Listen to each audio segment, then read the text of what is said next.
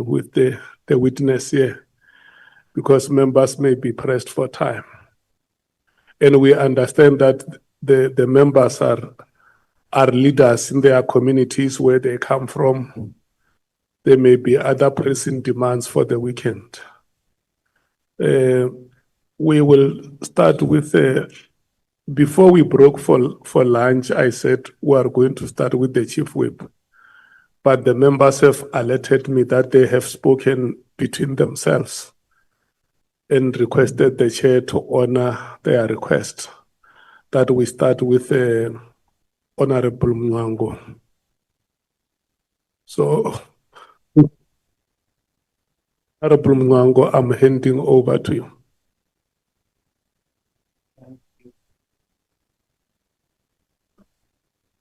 Thank you, Honorable Chairperson, colleagues. Good afternoon, General, the National Commissioner. On the constitutional roles and responsibilities of the Minister of Police and the National Commissioner. It is said that the role of the minister is actually the determination of the national policing policy, and that of the national commissioner is to control is to exercise control over the police service, the control and management of the South African police services. Now I'm trying to find out where does the PKTT fall into these two authorities. Thank you, Honorable Chairperson and members, and good afternoon, Honorable Member. My view and interpretation is that the PKTT is a task team. It will fall under the administration, that is the management and control by the National Commissioner. I'm asking because rightly so, PKTT was actually is the creation of the president, and the president actually then established an interministerial committee, and the interministerial committee gave the control of the activities of the PKTT to the steering committee.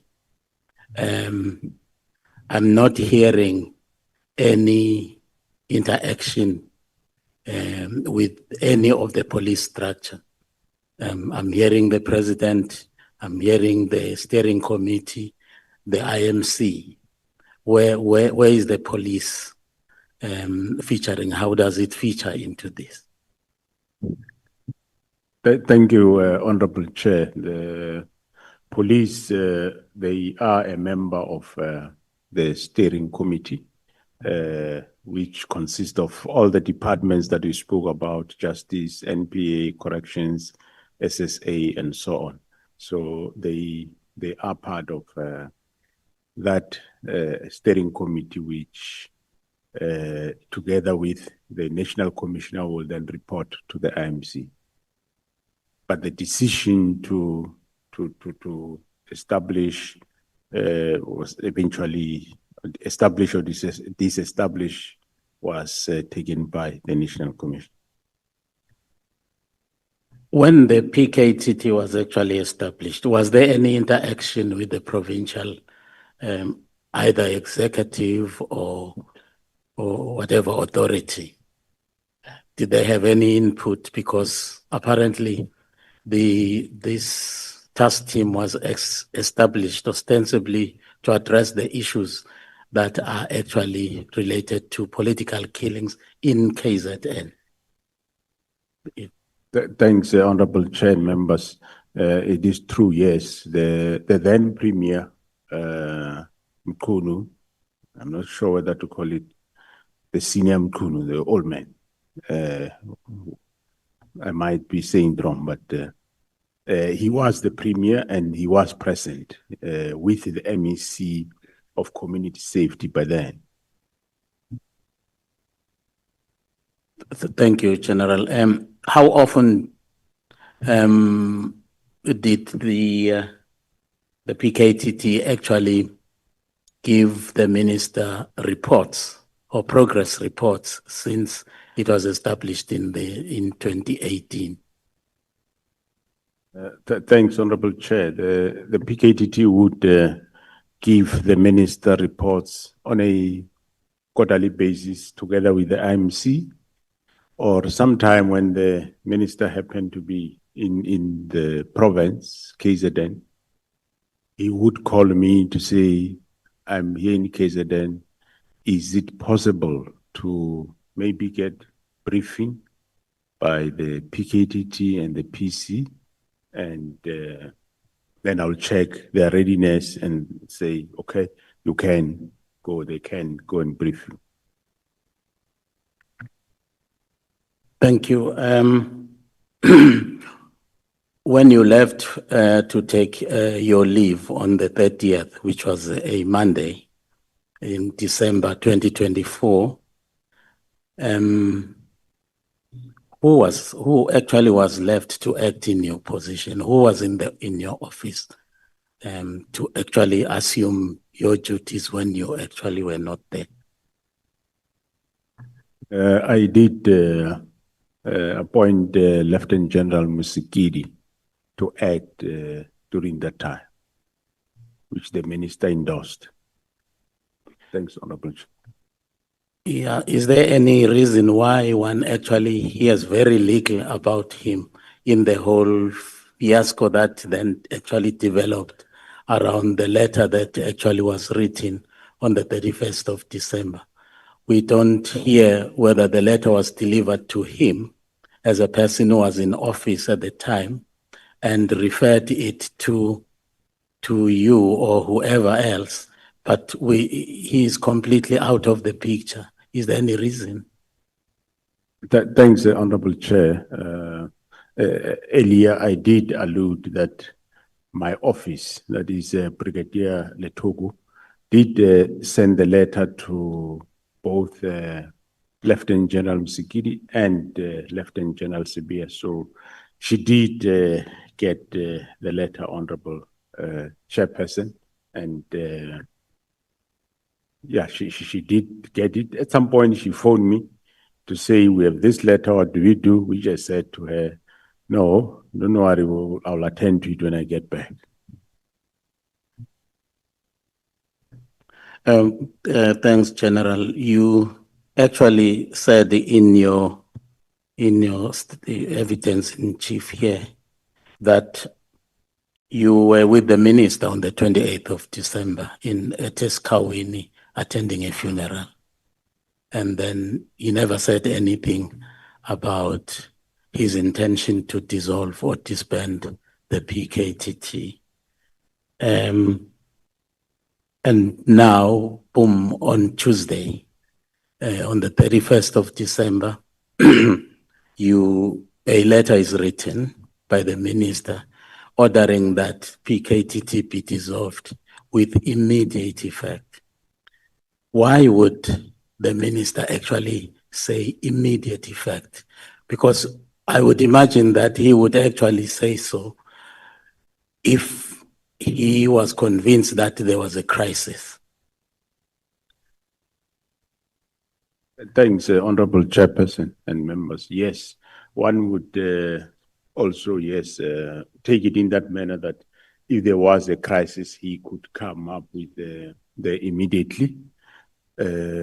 So I also do not know, but on a hindsight, one, when look at it, it's a probability. I don't say it is so. It's a probability that maybe it was done with a view that the disbandment happened while I'm away, so that when I come back, the disbandment has been finalized.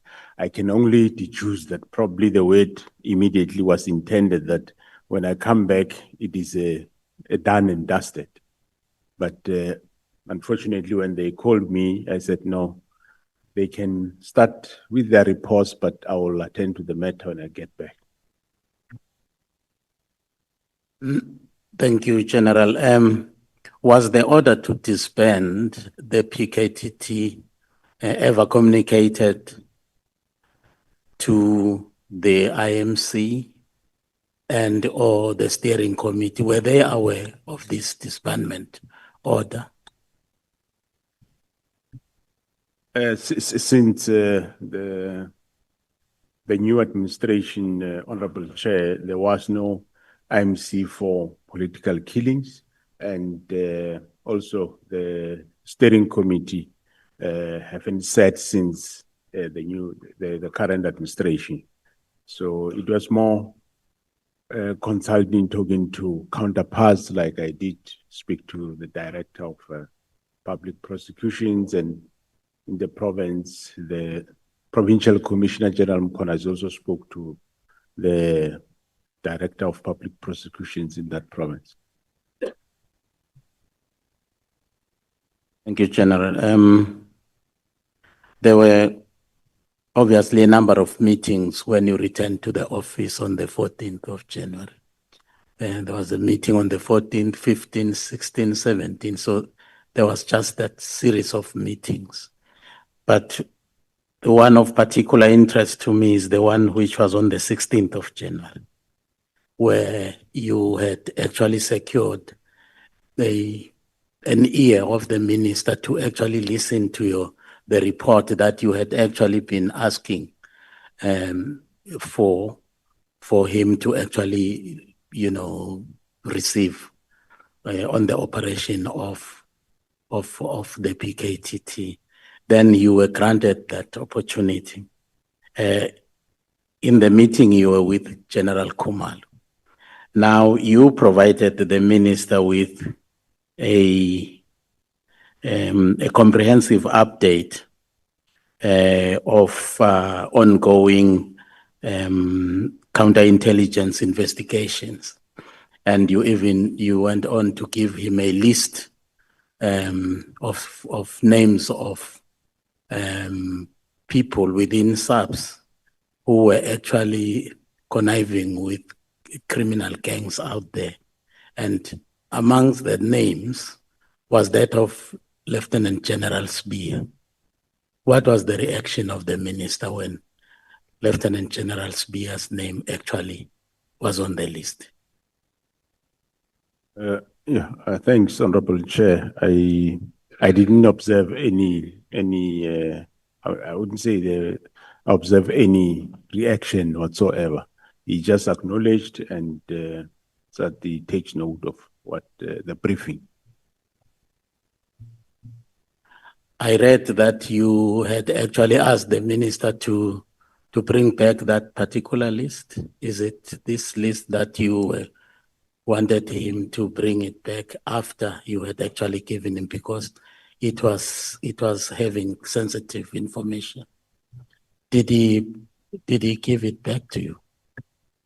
Through you, Honorable Chair, yes, he did give we asked it back, and he did give it back, Honorable Chair.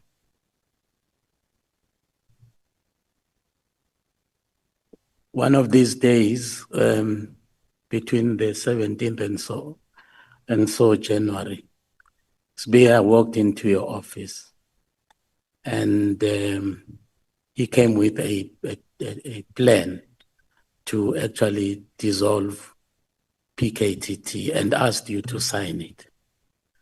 And you refused, and then told him to say and said, no, you would rather leave this matter of the dissolution with you. And he didn't. He continued to write a letter and instructed General Khumalo to implement the directives of the minister. I want to also believe, like the Honorable Malema did, that that was defiance of the highest order. considering the standing order of the police and the hierarchical order, that your instruction was defied. Don't you think that that actually warranted drastic action on your part? Yeah, thanks, Honorable Chair. Yeah, on the hindsight, I do agree. But however, when situations evolve, sometimes you don't think them the way they are. You learn late about these things, and you might not envisage that the intention is what it is. Thank you, General. General Spear at one time was out of the police service and was employed by the city of Johannesburg. And somehow he came back. But before he was re-employed by the service, police service, he already came with a lot of baggage, should I call it that, because there were allegations against his conduct.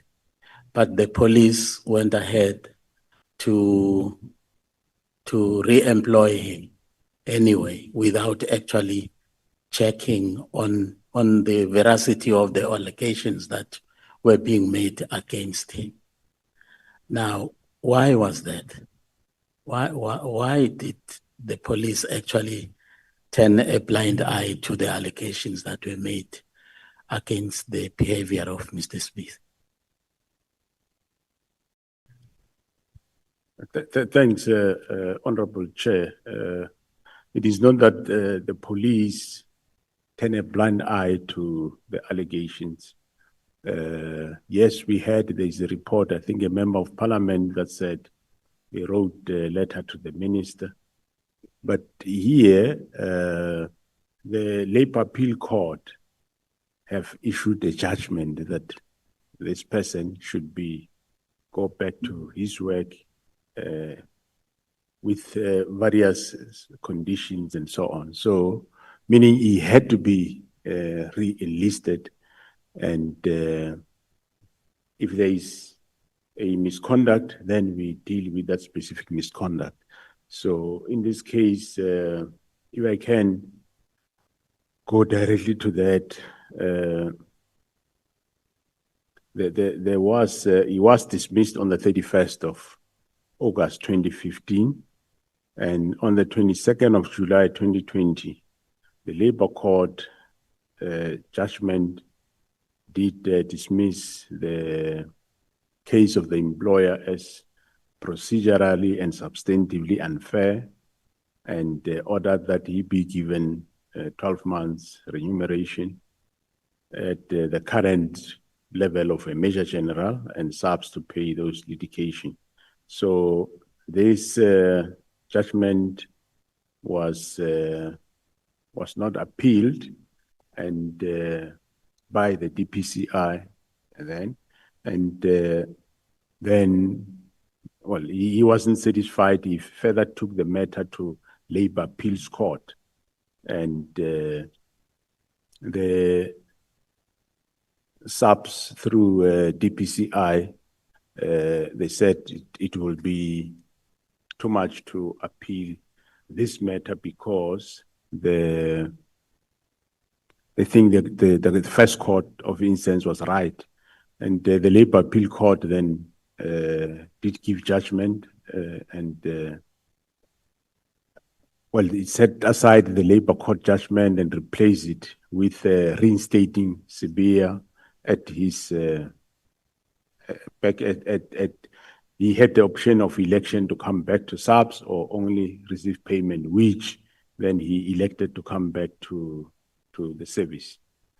Later, there were cases that were registered, and those cases were finalized. Some of them, it was said, and there was a case that he was employed regularly by Gauteng Johannesburg City Council, and that case was held that it is not him who employed himself, and it's not against him. There was other cases that were eventually finalized, and he was not prosecuted in those cases.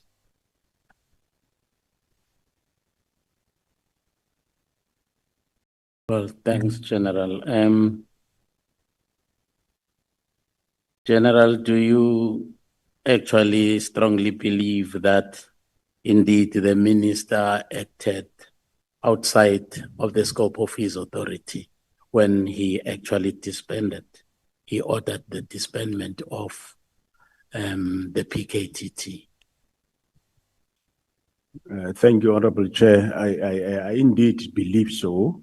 I did have my doubts at the beginning, but after I became aware of what were the intentions, then my belief became strong that this was indeed my suspicions were right, that this was illegal, this was done for purposes which have ulterior criminal motives behind.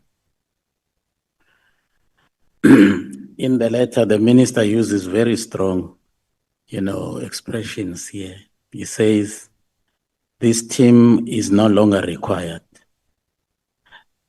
nor is it adding any value to policing in South Africa. And that is, he says that is his view. Yeah, that is correct, Honorable Chairperson. That is his view. But the problem with that is I'm not sure how he knows that they are not adding any value.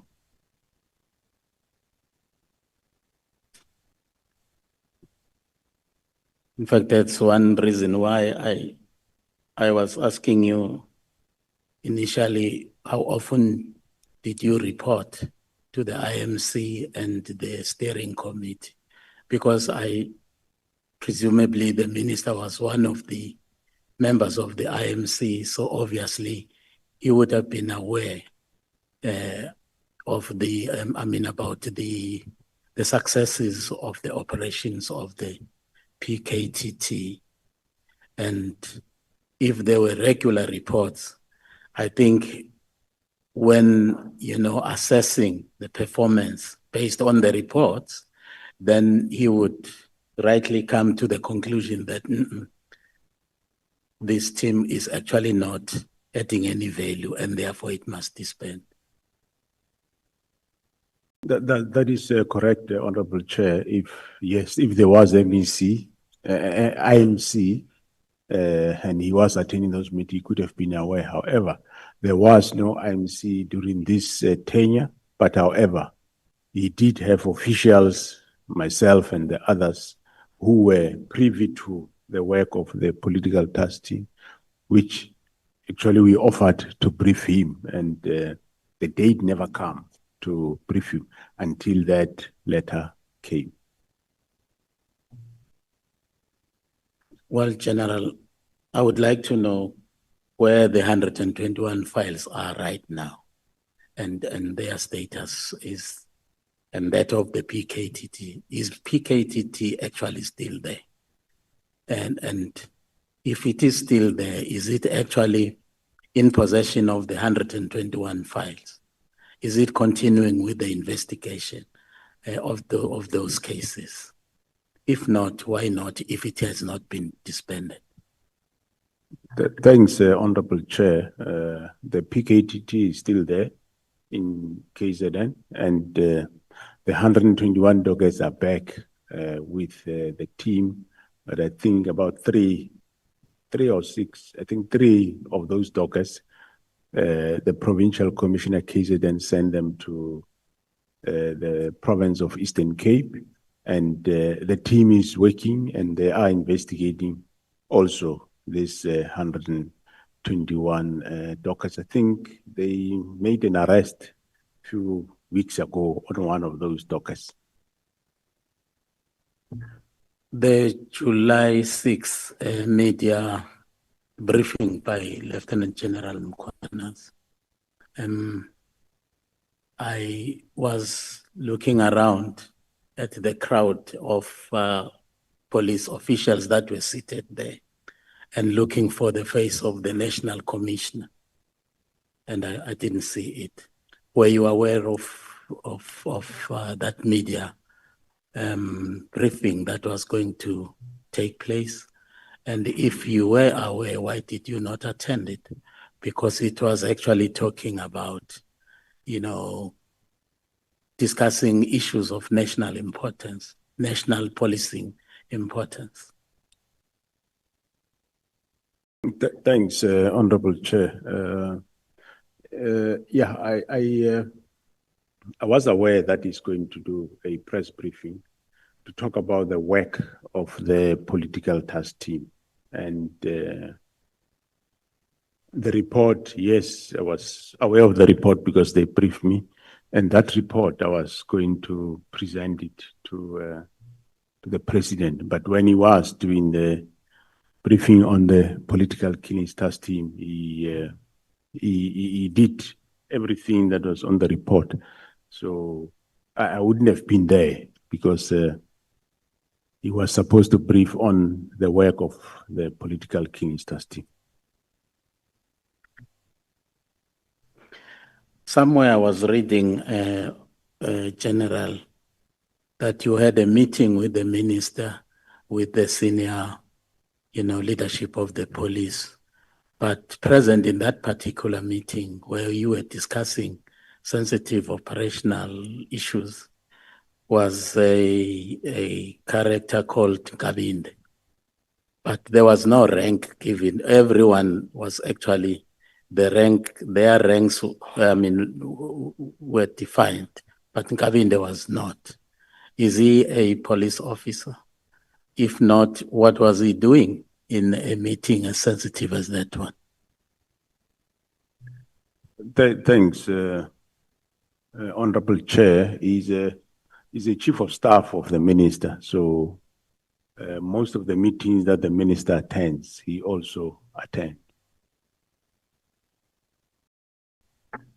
Was he vetted before he was employed or allowed to attend meetings of the senior police management? So that you are sure that who is attending your meetings? Yeah, that offhand I can't remember, Honorable Chair. He was employed as a chief of staff of the minister. I can't say whether he is or not. I never check on that. Well, my last one, Honorable Chairperson, has to do with what Lieutenant General Mkhwanazi actually shared with us here, that in his view, the watershed moment was in 2007 when a political party or one of the political parties in South Africa actually held its own conference somewhere in Polokwane. And then he told us that at that conference, some senior members of the police service were actually there. They attended as observers, so much so that they had their own kiosk or whatever you call it, a tent. And what actually transpired in that conference actually had a tremendous impact on a variety of things at head office of the police, such that immediately after that conference, some members, senior members of the police, began to mobilize membership for recruiting for membership for political parties. And then he said that is the moment when the rot started to set in. Would you agree with that? I can't deny, I do not know, Honorable Chair. I wasn't there in Polokwane and I wasn't neither in head office. I was in KZN that time. It might be difficult for me to agree to things that we just hear on passages, which I don't have tangible evidence to that effect. Well, in fact, he was actually sharing with us the origin of the current situation, which you actually also, unfortunately, have inherited.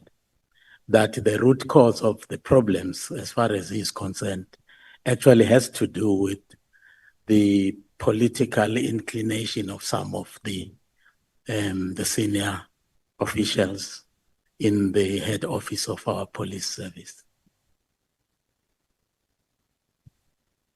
Okay, thanks, Honorable Chair.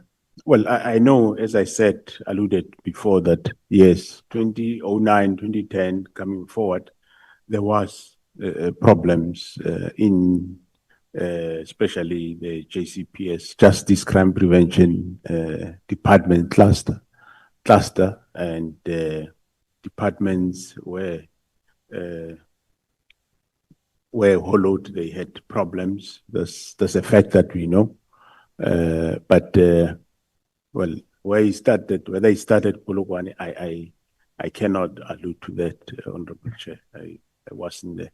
But I know that for over a period, since the years I mentioned, there has been problems in the department and other departments of the justice cluster.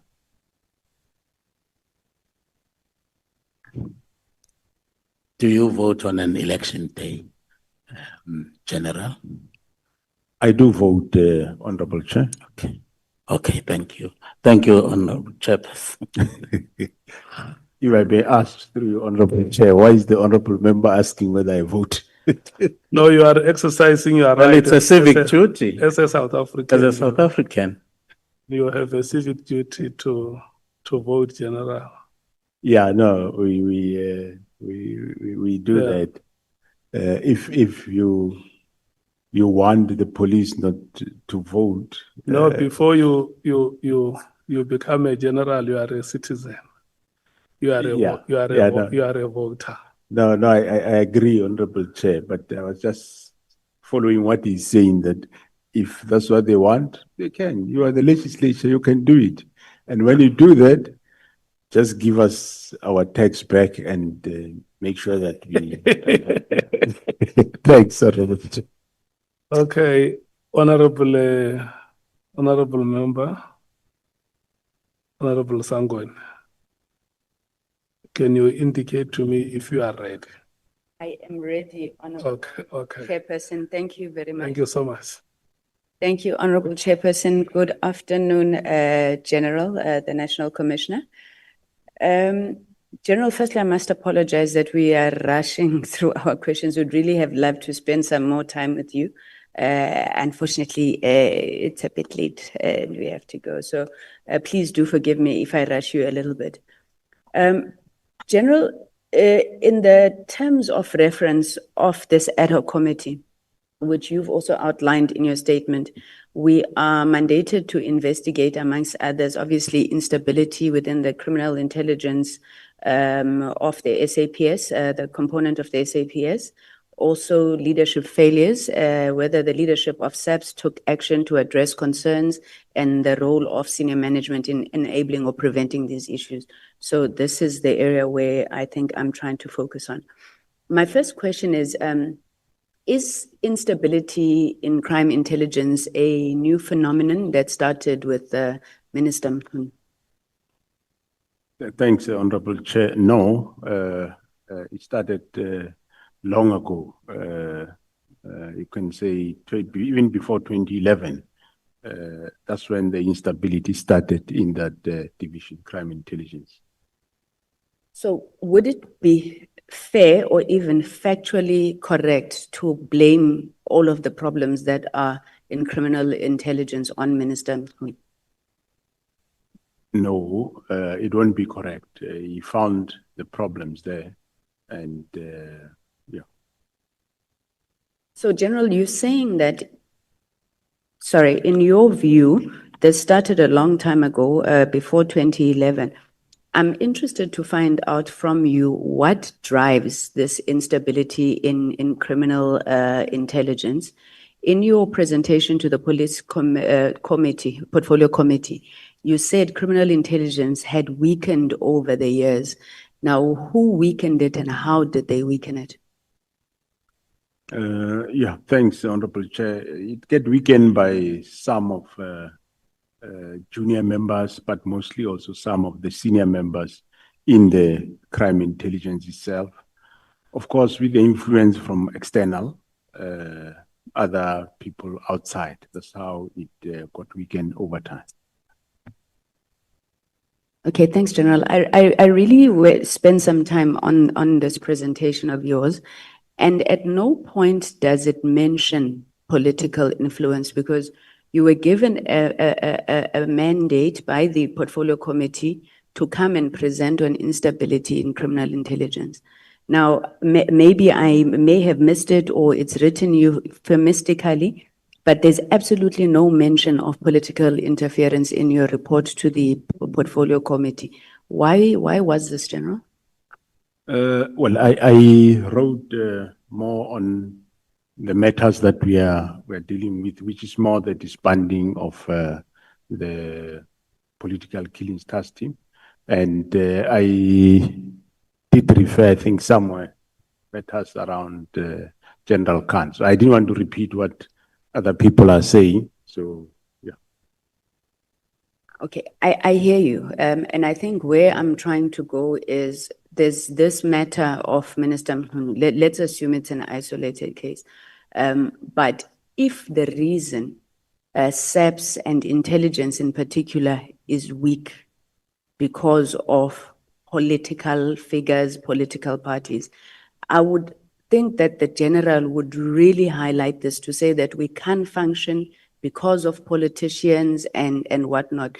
And I mean, you raise a whole lot of reasons in your presentation to the to the portfolio committee, but you don't speak about this.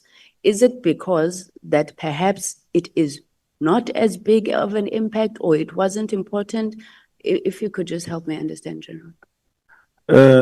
Thanks, Honorable Chair. The matters that one raised around the matter of disbandment, the matter of General Khumalo. General Khumalo works in crime intelligence, and the Gauteng operations are intelligence matters. So for me, that was sufficient when one raised that. I thought that was sufficient. Okay, thank you, General.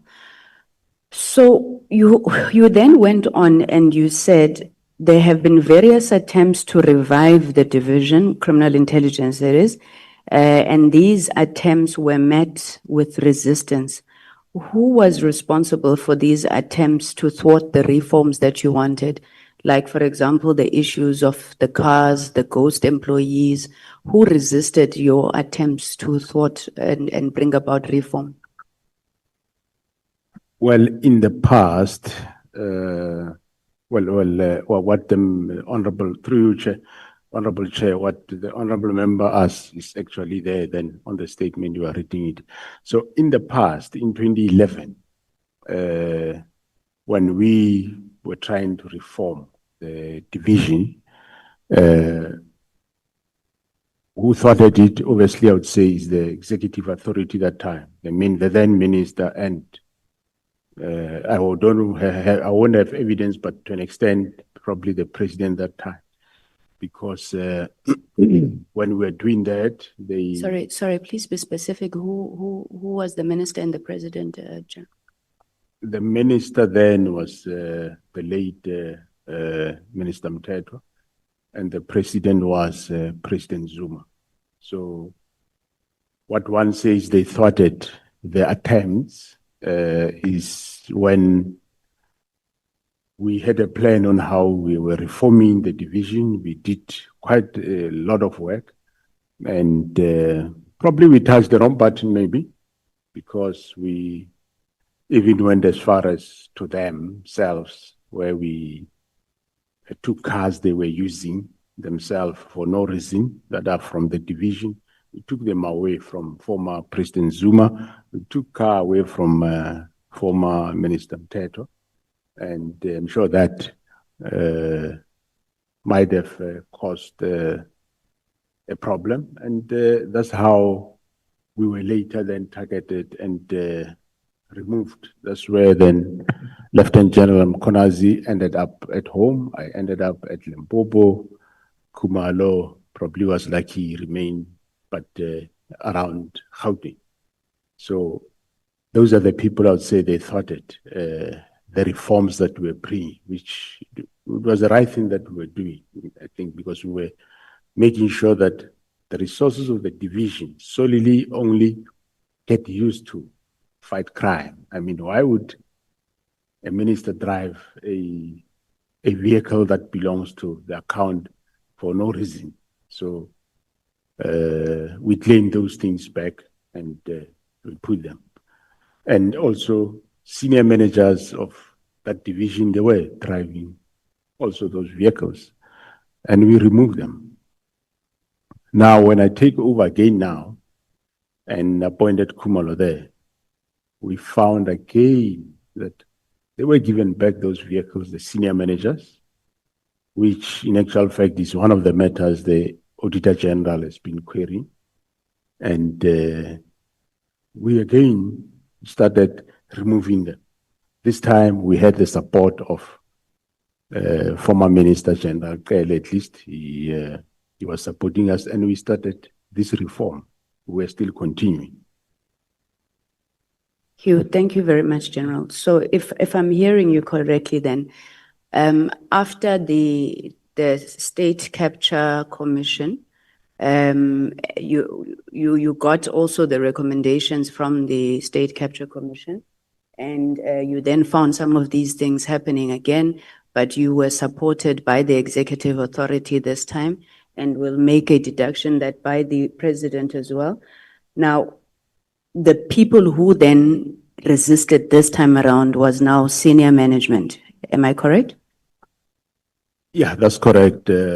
That's more senior management and, of course, external. The external will include even some of you. In one or another, you will have influence and other institutions. I'm actually going to come back to that just now, General. General, what do you think about the interventions that have been put in place by President Ramaphosa to try and strengthen the criminal justice system? So whether it is the high-level panel review on intelligence, whether it's the work that's been attempted to try and strengthen the NPA, and you will probably know more than me. I know that there was even a classified document programmatic response from July 2021 unrest. What do you think of those interventions? Firstly, have they been effective, and have they been helpful to yourselves in any way? Thanks, Honorable Chair. The interventions, yes, they are helpful, and we start seeing direction. We have done a lot. Most of the departments in the justice system, they improved from where they were. For example, we strengthened public order, which is responsible for policing crowd management. The same division intelligence, we increased the personnel numbers now, and we increased even the numbers of the police. You'd recall the last 3 years, we were given 30,000 for first time in history. We have such a number, so it helped a lot. The cluster is improving. There are, of course, just remnants of problems that are still there, that are not that they are insurmountable. We are attending to them. Thank you very much, General. So, General, there's been a lot that is said here. I'm going to call them wild allegations for the sake of just being spicy, but a lot of wild allegations that have been thrown at members of parliament. And you, exactly like the General, you just pointed all of us it would really be helpful. It would really be helpful if we had a sense. I understand that there's issues that may stop you from wanting to point out at certain people, but it would really help if we knew, at least what is it that you are talking about, this interference that comes from members of parliament, because we have to write recommendations that are going to stop it. But also, has this ever been reported, General, anyway, whether it is to the speaker, whether it's to the leader of government business? What is it that these members, I would be very happy if you indicated who it is, but if you can't, what is it that they are doing and how have you dealt with it to ensure that it is managed? Thank you. Thanks, Honorable Chair. Well, some of them we want to talk to the various committees, like the Joint Standing Committee, want to report that, but I haven't formally put pen to paper to report them. That I must say I haven't, but it is indeed, yeah, some of, it's not all of you, it's just some of the members of parliament that behave in that manner. But General, don't you think we have these problems because we keep quiet about things like this and you sweep them under the carpet, whether it's political interference from the executive or the legislature? And I know it was said earlier by Honorable Malema that you're very cordial, you try to deal with certain things, but how are you going to deal with them when you are not putting them out in the open, General? Yeah, no, I do agree. I think we need to report them. We'll report them. I'm sure you know. One of them is Honorable Adams. That will always go to the portfolio committee, come with allegations, accuse people of whatever, and somehow it looks like, I'm not sure whether he's a member of crime intelligence or he have sources there or he's been handled there. I don't know. Just giving an example of one member. So yeah, one will write to the speaker and make him aware of those. Thanks. Thank you very much, General. And then my last question on this area is, sorry, General, what oversight mechanisms does SAPS have internally to oversee all of these issues in SAPS? So how would you pick up within SAPS the rotten apples within the institution? How is that handled? Because I understand that there's IPID. I'm not sure whether IPID only deals with issues outside relating to police officers. But if you could just help us understand who guards the guardians, in terms of what's happening there and any recommendations you would want to make in terms of how that could be strengthened. Thanks, Honorable Chair. We have a couple of measures within ourselves. We do have a anti-corruption unit within SAPS, which we are this year going to increase the numbers. The numbers are not quite good. They're not more than 100 nationally. So we are going to increase that. And we also do have the counter-intelligence within crime intelligence, which investigate, and when they pick up this type of matters. And of course, every year, as you know, public officials, they declare their financial interest.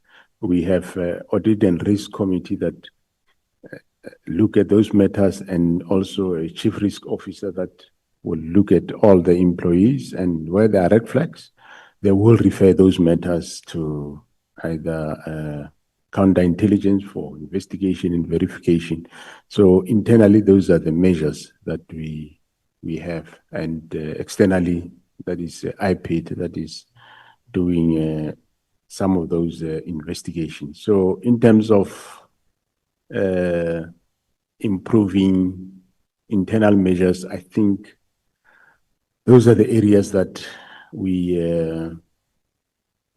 we are having, but I think where we are lacking is more what I'm doing now in terms of having an external body to do lifestyle audit of ourselves. And because we were doing financial disclosure every year, and we will find a few red flags, but I'm sure if it's done by somebody external, that I take it that it's going to make a big difference. So we'll know really who's who in the organization.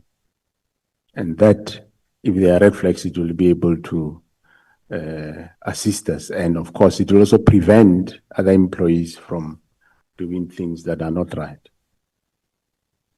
Thank you. Thank you, General. I just want to move very quickly to the PKTT and IMC. General, what exactly did the president announce in KwaZulu-Natal? Did he announce the fact that he's going to have an intervention in political killings? Did he announce an IMC? Did he announce a task team? What exactly? Because I'm getting a bit confused. Yeah, I don't have that. I think there is a statement to that, a voice statement to that effect. He announced that he's establishing an interministerial committee that will deal with political killings in KwaZulu-Natal. That's what he announced. And then, of course, and he announced as to who are those, the interministerial committee. Then the interministerial committee was established and it started functioning. Okay, all right. Now I'm clear now. And I suppose you'll agree with me that there's nothing strange or nefarious with an IMC not existing anymore because the term of cabinet came to an end, and an IMC is basically a cabinet committee established by the president. So the fact that after 2024 elections, there was a new government and a new cabinet, it stands to reason that perhaps that IMC no longer exists. Am I right? That is correct, Honorable Chair. That's why I said earlier that, well, he established based on the need. If there is no need, like the PKTT is there, is doing well, there might not be no need in the new administration to establish the same IMC. Now, but having said that, you also agree, General, that the decisions, though, of an IMC, they continue and they subsist until they are changed, perhaps by another competent body. So any decision that would have been taken by that IMC continues. Yeah, that is correct. The decisions will remain, of course, yes. Okay. Now, General, there's been a toing and froing, and we put it also to General Masemola about the authority to establish the PKTT. And it's been said in different forums that the National Commissioner had established the PKTT, not the IMC. But can I refer you, General, to page 105 of your bundle? It's your presentation to the police committee.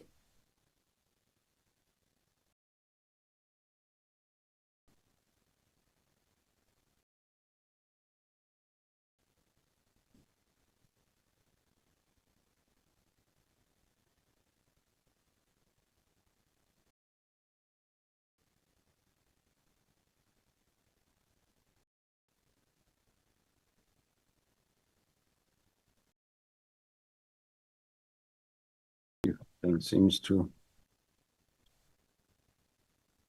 find the 105. If you just go to the, I don't know what volume, guys, volume 3, it's maybe if you just flip General and then you'll see the presentation that you made to the Portfolio Committee on Police.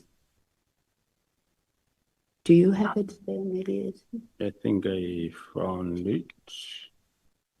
please. Yeah, I do find it. Okay, then if you look, yes, if you look at the pages, then 105.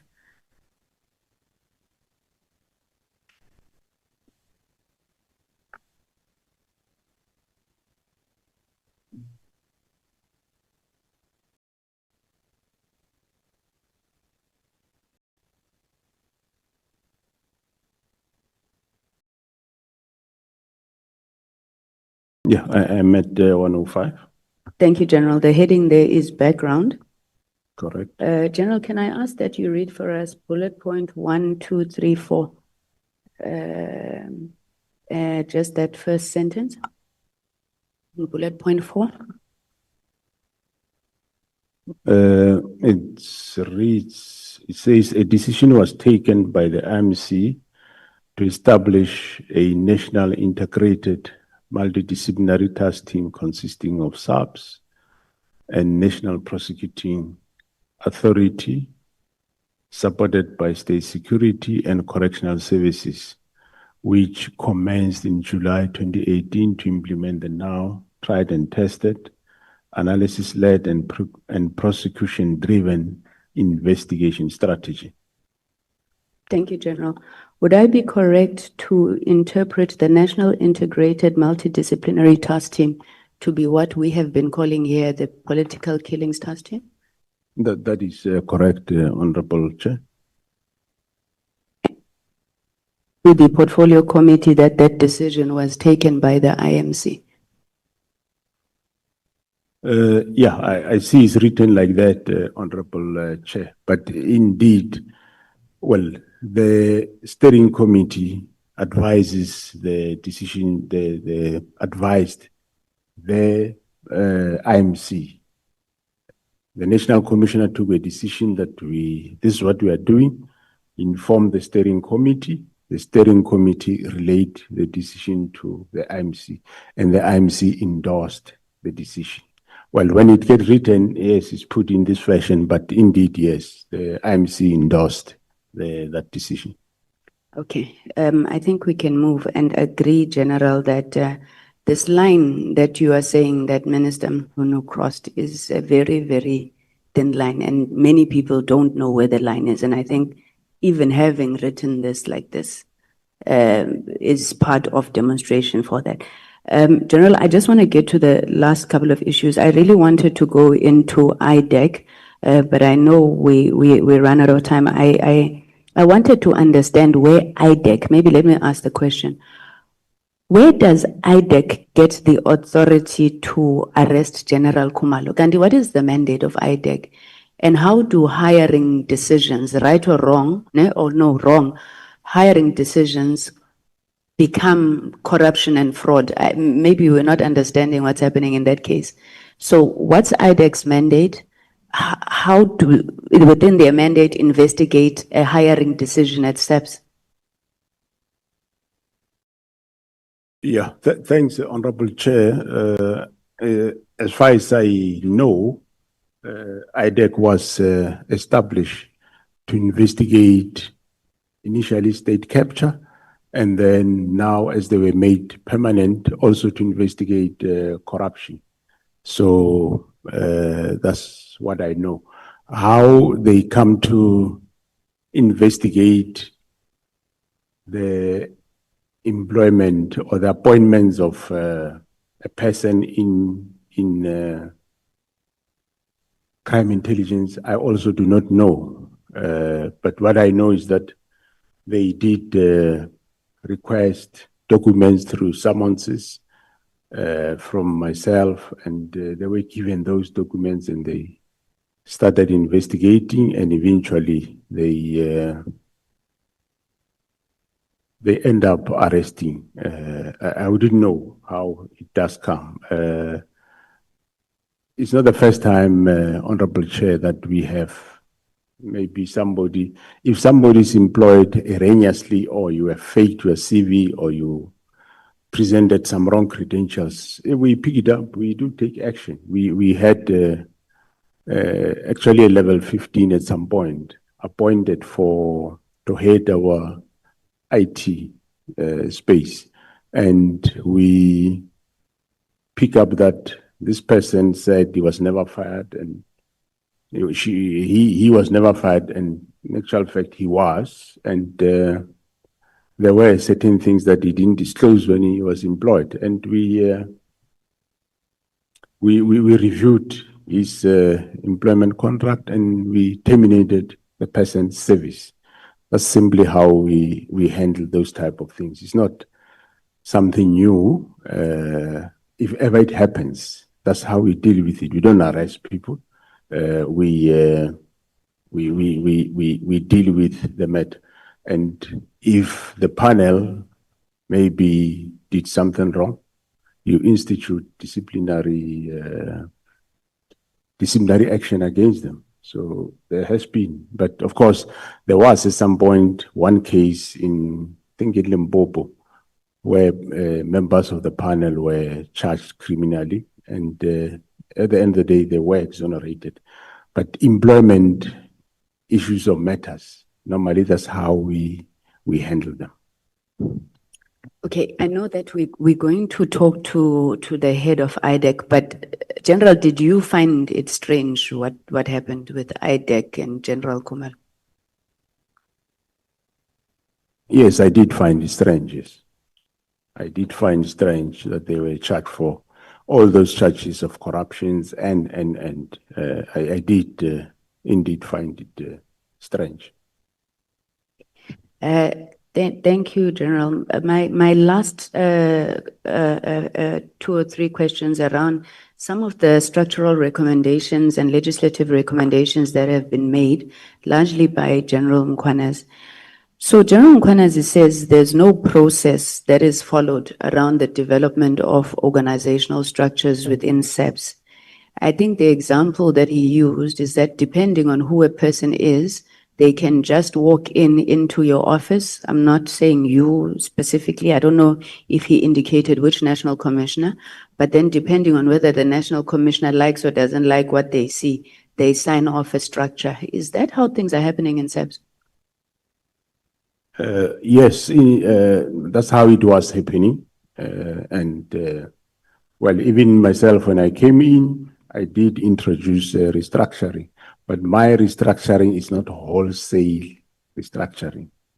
We only focus in areas where there is a need, which at head office, there's not much affected except, I think, one division, division inspectorate, which we did a study, or also even the minister also from his side suggested that maybe we don't need that division anymore. We agreed that yes, because me, I was thinking I'm going to downgrade the division, but we end up saying, no, we can close the division inspectorate, but infuse it in each directorate so that it's not a separate division, but it is infused in each directorate and can do the work from there. So, yeah, then thereafter, the area of my restructuring is more at the district and sub-district level. Because the district. Sorry, John, sorry. Now, I think I hear that. I was just worried about this lack of process. So are you governed only by the SAPS Act or the Public Service Act as well? We are governed by mostly the SAPS Act. But we also do have Public Service Act personnel. So the Public Service Act, to an extent, yes, it does apply.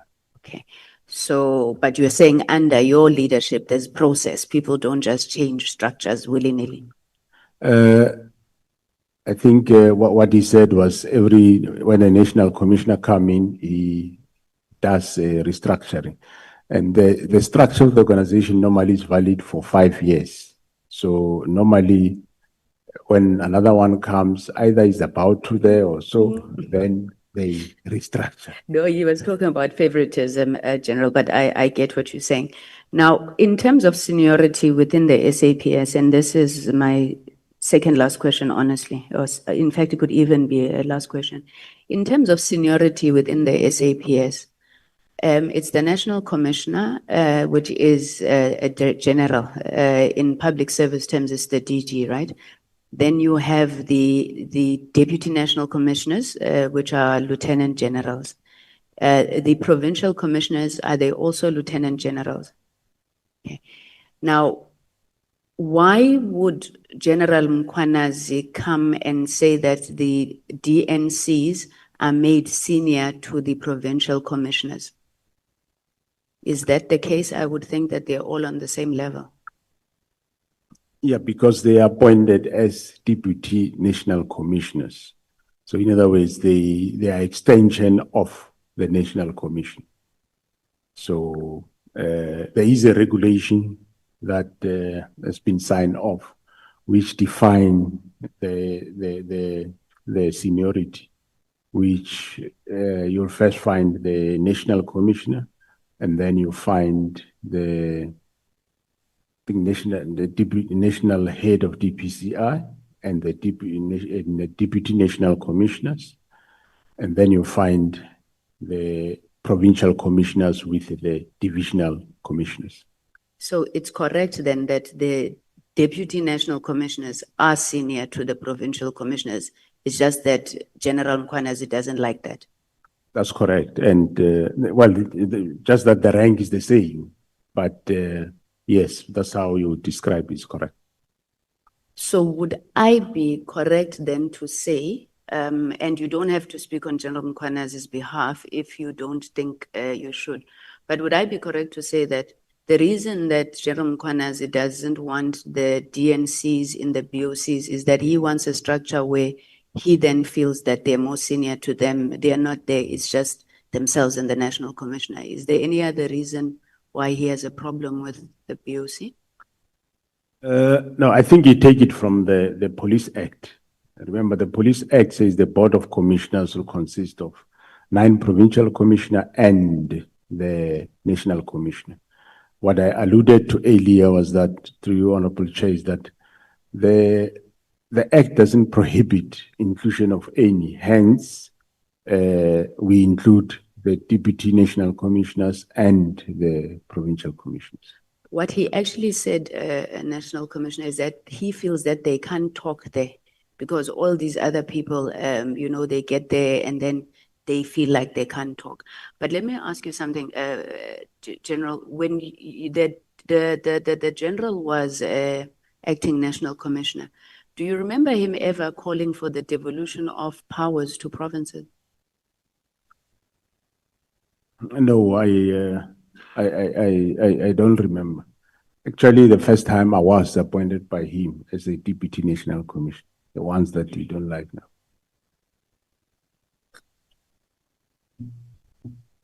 Thank you very much, General. No, let me stop there and say that perhaps then we need to get a sense, Senior Counsel, maybe on some of the reasons around General Mkhwanazi's views on issues of seniority. Thank you very much, Chairperson. I haven't exhausted my questions, but we've run out of time. Thank you very much. Thank you, General. Time is always going to be the barrier between yourself and Honorable Ntuli. Honorable Ntuli. No, thanks. The baton is handed over to you too. Okay. No, thanks, Chair. Good afternoon to honorable members, the General and his team, and all colleagues, everyone who's in this chamber. I think the first one, General, I want to build on the question that was asked by my colleague. Lieutenant General Mkhwanazi's main concern, as I happen to understand it, with regard to the BOC,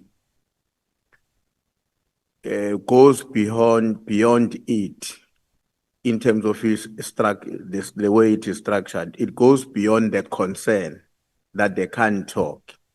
But there is a feeling that their own views as provincial leaders is often subsumed to the national interest, because these ones I would say, for a lack of a better word, a coordinated majority, whose ideas when they come to the BOC will prevail inevitably, naturally, because they are a coordinated team that stays together in the head office. Maybe I would like your comment on that, but also link that comment with the question about whether or not during his own time as the acting national commissioner, the same arrangement existed in terms of who constitute and attend the BOC. Yeah, thanks, Honorable Chair. Yeah, well, the fact that maybe they would feel subdued by the head office people, I don't think is true because no, the head office people are not a group that is coordinated or trying to gang up against anybody. In actual fact, the converse is true at some point.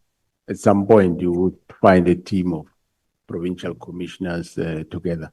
But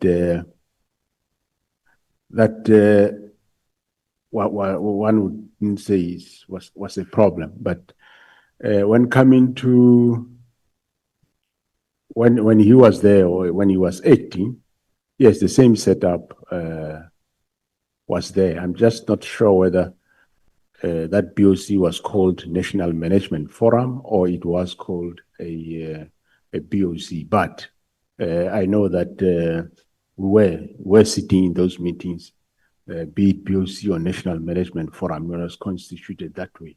I think more maybe is emphasizing that the law says something and we are doing it otherwise. But the fact of the matter is, we don't see any prohibition by the law to that effect.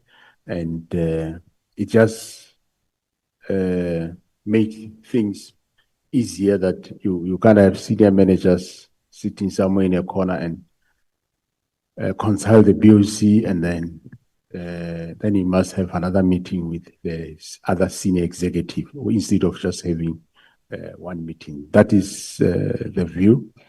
I think in the new Police Amendment Act that is coming, the Board of Commissioners is recommended that it be called National Management Forum of South African Police Service, and that consists of the National Commissioner, the Provincial Commissioner, the deputies, and the Divisional Commissioners.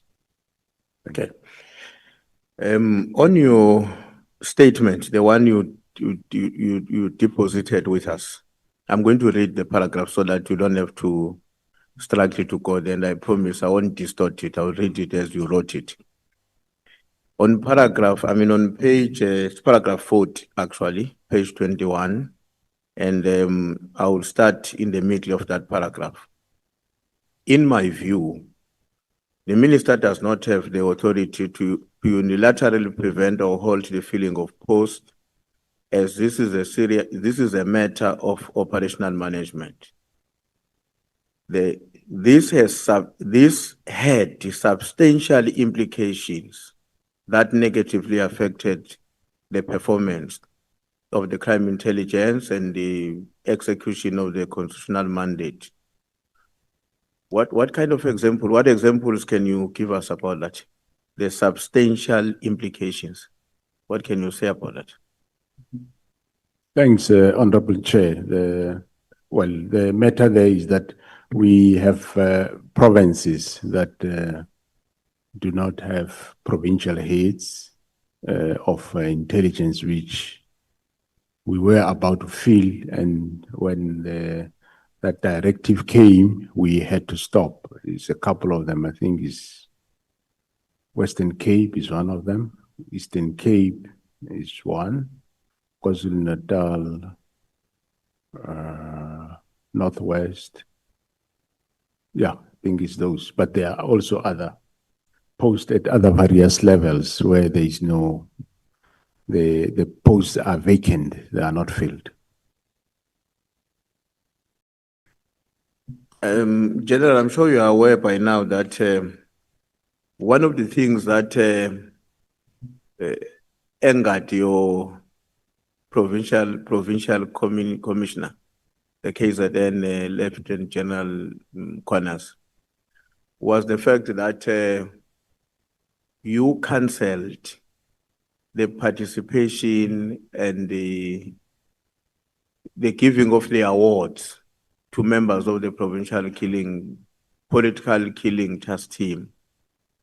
And he was very angered by that because he says, he might be dramatic, but that's how he put it. He says, these people had prepared very nice suits. So they had entered into particular expenses on the basis that they were informed and expecting that they are going to be given awards on that occasion. And then you intervene to cancel that award. Firstly, why did you do that? Secondly, don't you think your decision to cancel the conferment of the awards to them actually betrays what you are telling us about the level of confidence and the quality of the work which the test team was producing? Thanks, Honorable Chair. No, firstly, well, I didn't know that it was cancelled on that verge. I spoke to Khumalo that I think we're not going to have the awards for this specific team. Let's first clear up these matters that are currently happening in terms of disbandment, then we will then continue the awards. By the way, when we had awards in Limpopo, I think it must be 2 years ago or so, we had the team PKTT present, and from there, I had a discussion with General Khumalo that we think the PKTT awards, we shouldn't do it with the rest of the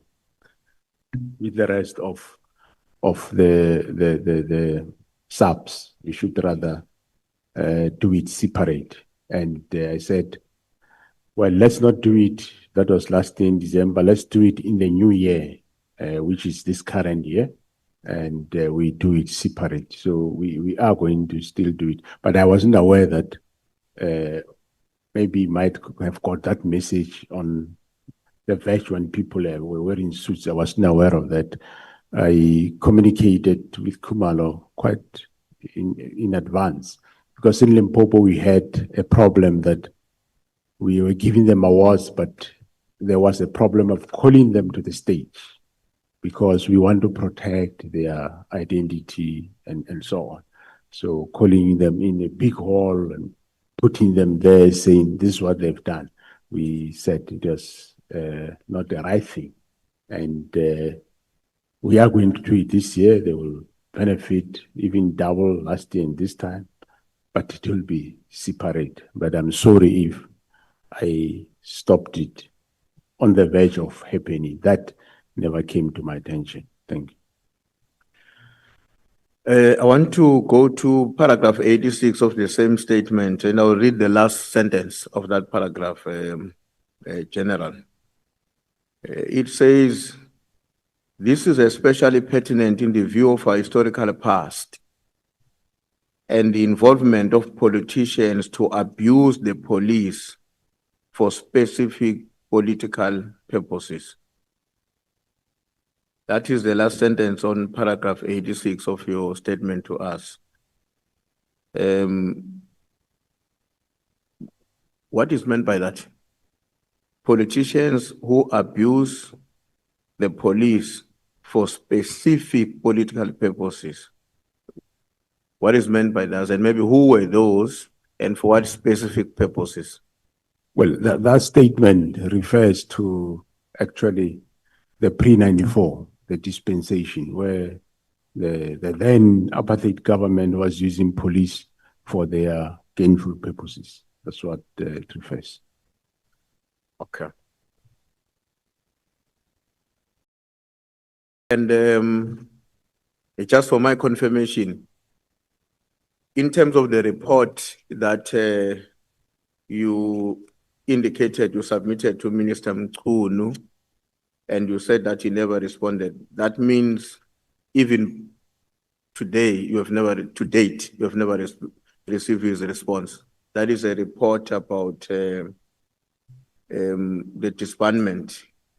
Despite requesting the report about disbandment, the minister did not respond. 57 of your statement. Up to date, he has never responded to you in terms of that report. Thanks, Honorable Chair and members.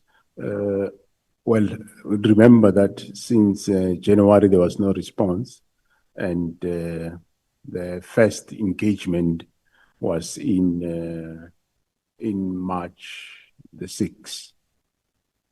But that report that is in writing, yes, there was never a response in writing. Okay. Paragraph 102, same statement. Maybe let me read down at 103, but 102, I can just tell you that the first sentence there says, on the 10th of September 2025, the DA issued a media statement indicating that Ms. Kolapana wrote to the acting minister requesting him to immediately act against myself and to ensure the rearrest of Major General Lushaba. Now, I want to go down to paragraph 103. I wanted to give you context why I'm asking you to comment on that. Then the last sentence on paragraph 103, I hope it's the last year it is, it says that the motive of the statement can only be to discredit me, which is yourself, and undermine my integrity. Why do you think, what would be the reasons that a political party, in this case the DA, would be so determined to destroy you and your integrity? What could be the reason for that, in your own opinion? Thanks, Honorable Chair. I don't know. One just picked up that behavior, but really, I wouldn't know why. Why would a political party go out and put out a statement that is, from every aspect of the statement, is just a lie and it's false?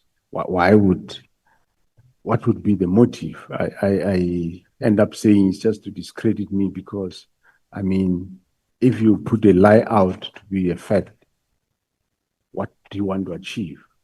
Rearrest of the Shaba, minister must deal with me. And I haven't done anything. I was here in Western Cape. I was 8 and 9, as I said. My movements were captured quite widely and on television. And I never met the Major General that is being referred to. But even if I was in Pretoria, I met him. What crime is that? There wouldn't have been any crime.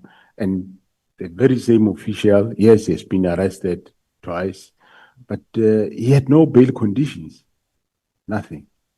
So why would then a political party come out and give this type of a statement, which everything of it is false? The only thing I could come to a conclusion is to discredit me and put a picture out there to the public and the minister that he is doing wrong things.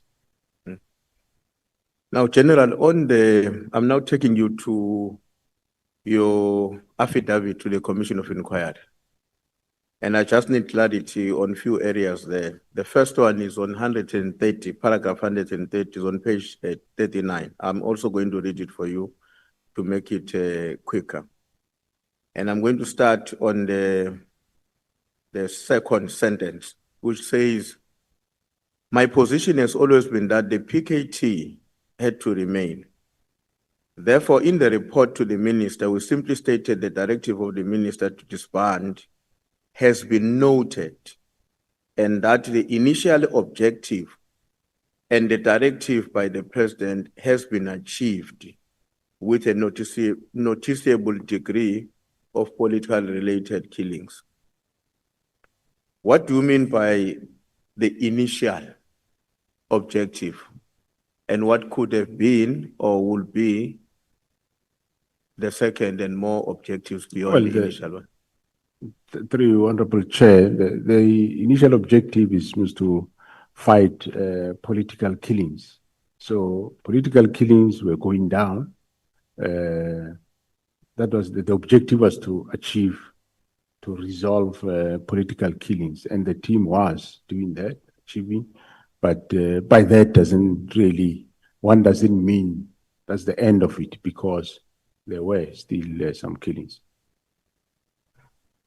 Okay, so General, I would take it that it's just a question of semantics initially, and because we are saying the primary objective remains one, which was to eliminate politically related killings. I was assuming that there might have been something initially, which, according to the statement, appeared to have been achieved, and now we're proceeding to the next phase of what was demanded. But let me take your answer for that.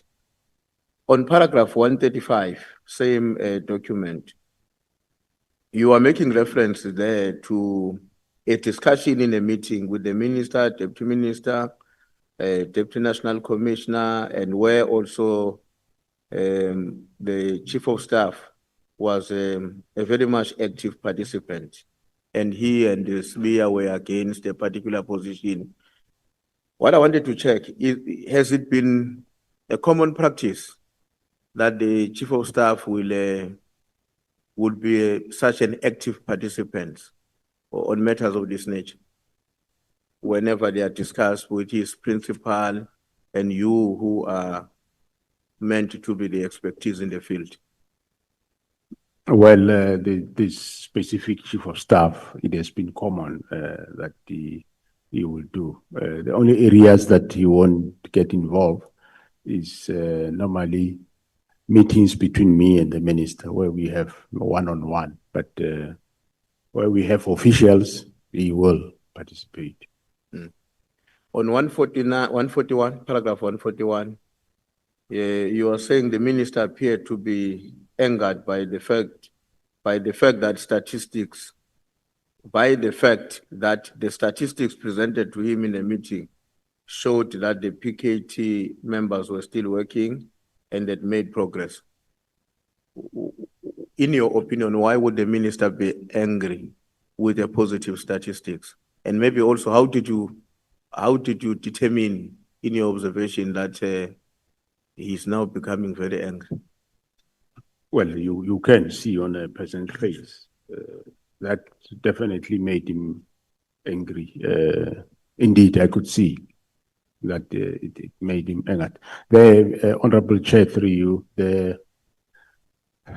I don't remember the exact number of dockets, but I think the dockets were either 114, they increased to 115, or they were 112, they increased. But in principle, what happened there was that the dockets have increased. And one of the dockets I remember very well that caused the increase is the Mandeni murder case of the councillor, where he said, but you are still taking job instead of having been disbanded. So, yeah, that's what I say. That surprised me. Even though, let's say, generally we agree that we disband, but they took more extra docket and they did good work. That's supposed to be appreciated, that they resolved, they were able to link people to a murder, firearms to murder. That's good work. Now, in paragraph 174 of your same affidavit, you are very, very concerned about the fact that what had been raised by Lieutenant General Sbiya, and you didn't agree with, some 3 or 4 issues that he proposed, I'm sure you recall them, comes back now, pops out, coming through one of the interactions that we're having with Minister Mkhunu. Have you come to the conclusion that Minister Mkhunu was acting honestly and coincidentally his concerns were related to those of General Sbiya? Or your view is that he and Sbiya may have conspired, that because I didn't succeed with the National Commissioner, my boss, you are technically his boss because you are a minister. Please bring these things in on the other side. Thanks, Honorable Chair. That's exactly how I interpreted it. After, when I start to realize later, initially I didn't see that way, but later when I look at how the issues unfolded, I realized that it is indeed so that the same matters that General Sbiya raised before, which the first one I think was the command and control of the cold case team that he wanted to take over. Other one was that counterintelligence shouldn't carry dockets. And the third one was that General Kumalo shouldn't oversee PKTT. He must only deal with this division. I did indicate to him that there is no problem, to relieve him. But otherwise, he's a member of SAPS, a police official. There's nothing wrong if he still look after the team, which eventually indicated he have got no problem. The other one was that the counterintelligence investigations shouldn't carry dockets. And I said, the fact that it's called counterintelligence investigations, they do carry dockets. At some point, they have the liberty to enjoin a detective to what they are doing when they think the time is right. There is nothing wrong. So, yeah, it was a coincidence that, yes, Minister raised the matters. I think on the meeting of the 27, even went as far as there was a presentation of the National Strategic Intelligence Act, where they say that, you see, in the mandate, there's no investigations there. There might be no investigations, but he's a member of the police. His functions are in terms of Section 205 of the Act, Section 205(3) of the Act. If he can do any of those functions, there's absolutely nothing wrong with that.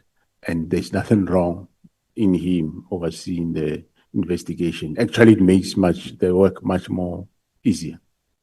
So, yes, the same matters happened to then later be raised by the minister. And that gave me an indication that probably that's the reason. I think I'm left with about 2 or 3 questions, Chair. I know the time I'm left with is too much, but I'm going to leave it because I think some of the questions were dealt with by my colleagues. The one for those 2, 3 questions that are left, General, in terms of, I mean, if you look at I think it's paragraph 17, or I would say point 17 in the report that you've given us. There you are talking about on your evidence, you are talking about national and strategic direction as that being the responsibility of the minister, if I understand very well what you said there. So what will that constitute? National and strategic direction. Thanks, Honorable Chair. To say the minister is responsible for national policing policy and strategic direction is to assist the organization in the direction to say, in terms of priorities of government, like in this current time, we have what we call medium-term development framework. We have this priority to develop a developmental and ethical state. And in that regard, we have got certain key deliverables that we will be doing. So in short, I'm saying he will give a direction in terms of what we should do. For example, if you say, like currently, gang violence is a problem in Western Cape, let's to deal with it. That's a strategic direction, according to me, that we do. But who am I going to deploy? How are they going to do it? Are they going to work only in the night or during the day? That is not strategic. That's operational. That's for me. How many people, based on whatever funding I have, and so on. For me, that is operational. But the first one, I would say, is strategic. Like he did say, gang violence is a problem. Extortion is a problem, especially Western Cape, Eastern Cape. So that's the direction that we know we must put our resources, come up with real tangibles in terms of fighting those specific crimes. Okay. No, let me conclude. I'm going to combine the last two questions into one because they are not going to be difficult to combine. They are very much related. The contract awarded to the business company associated with Ket Machala is finalized in June. And then we obviously, let me not say obviously, but when I was looking at what then happened subsequent to that contract, is that already there were some publicly expressed concerns relating to that contract. Whether they reach you or not, I'm not sure. But what I want to understand is that if and when you were able to see those developments, just few months or so after the contract had been finalized, did you do anything? And if yes, what did you do to respond to those public criticism or negative reporting about that contract being awarded to Machala in June? If you did anything, I would like to know what did you do, but also to know if you were aware of whatever that got reported as negative coverage of that contract. The last one, they are linked, General. Okay. The last one is that then in December, the minister comes in, and from your own submission, the minister doesn't say what is reported negatively requires your attention as management, but he directs that you must do a review. The words that we are using in your statement, one of your statements, the minister requested or directed us to review, and in response to that review request of the minister, you then decided to appoint the internal auditor to carry that instruction. Now, didn't you see the minister's choice of words as an interference? Because he doesn't say, I'm a minister here, something very negative is reported about my department. Please do something about it. But in terms of your own formulation on the statement, he says review. Is that not an interference? Thanks, Honorable Chair. Well, the first one, I don't remember that being aware. I only became aware after we were doing that process of auditing the contract. And on the last one, well, the minister said review. Review, I think it means yes, go and look at, is everything still okay or not? He doesn't say cancel it. So review is to go and relook what is happening. And we indeed tasked the internal audit and risk. They went, they reviewed, they found problems, and eventually after legal processes, then we canceled the contract. Just like he said, with the, for example, the division inspectorate, that maybe the work of this division, let's relook at it, let's discuss it, whether do we still need this division, yes or no? And then we relook at it and we end up saying, no, there is a way of doing this. We can maximize our forces by doing away with the division and creating these functions within each directorate instead of having one directorate that might reach all divisions or provinces or might not. But if it's in each directorate, it will. So he didn't say, hey, disband now. He says, let's look at it. Thanks. Okay, thank you very much, Chair. I see your mic has been read already. Does it mean I was already out of my time? Or you forgot to make it not read? Thanks, Chair. Thanks, General. Thank you. Thank you so much, Thanks. Chief Whip. I was warning you that you must round up. I want to give to Honorable Skosan, Honorable Nombalo. Yeah, Chair, no, I wish to have a follow-up question. based on the questions by the latter speaker. Yeah, Can I? you are allowed.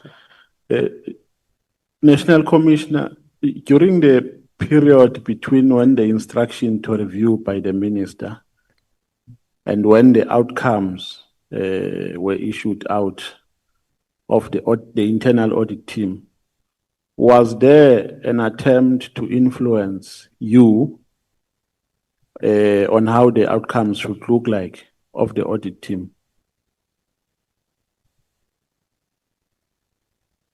No, there was no influence whatsoever, Honorable Chair. So the word review, does it suggest that the minister didn't give an instruction for the contract to be cancelled? He just said, do anything in your power to review the contract. And what you saw as relevant at that time is to appoint an internal audit to review, because they have skills and expertise to do that. Thanks, Honorable Chair. I might not remember the exact weight of the minister, but yes, I appointed both risk and internal audit to go and do exactly that. They are skilled to do that, which they did that work. So it cannot be correct that it's the minister who cancelled the contract. No. No, the minister didn't cancel the contract. I canceled the contract. You cancelled based on the recommendations of the report. I canceled based on the recommendation of the final report, not the January report. The final report was issued in April, and I subjected that report to legal processes, which there was, at some point we were going to court, and eventually the legal process is, no, let's cancel. We don't even have to go to court. Is the report specific that the contract must be terminated? Is it specific? Is it giving a directive to that effect? Yeah, it does give recommendation that the accounting officer can cancel the contract. But of course, that when we engage, they said there are legal processes that we need to go. And so much so that some says, no, let's go to court. But after deliberations, eventually we agree that no, we don't go to court, we cancel. If they take us to court, we will then go to court. In December, there was a court challenge by Matlala in December, and later he withdrew it, and yeah. No, the reason why I'm asking National Commissioner is because in the WhatsApp text that we're circulating, in a conversation between Raun Mokhodzi and Kat Matlala, it appears that Raun Mokhodzi is making a promise to Kat Matlala that he's going to influence either the department or the minister for the outcome, for the contract not to be terminated. That is why I'm asking if during that period there was an attempt to influence the outcomes of the internal audit. Thank you very much. Thanks, Honorable Chair. No, they was never influenced on what to do.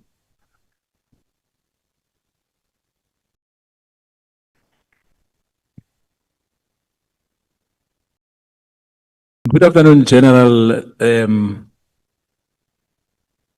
Masemola, our most powerful civil servant or public servant in the country. And I think we have to acknowledge that you are the most powerful person today who can arrest anyone in the country. I'll start by saying my questions. Between 2022 and 2025, which officials by name issued the operational directive to you or your subordinates outside your formal commanding channels?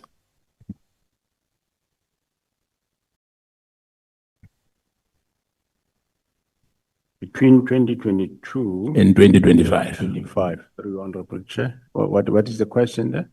The question is, which officials by name issued an operational directives to you or your subordinates outside formal SAPS commanding channels? Yeah. Thanks, Honorable Chair. I wouldn't remember that of such. I think it caught me off guard. Maybe the Honorable Member can, I don't really remember outside SAPS issued directives to me or officials. Yes, to officials, yes. For instance, if I can make just an example for you, you remember the issue of Brian Mokgotsi as well. Just, yeah.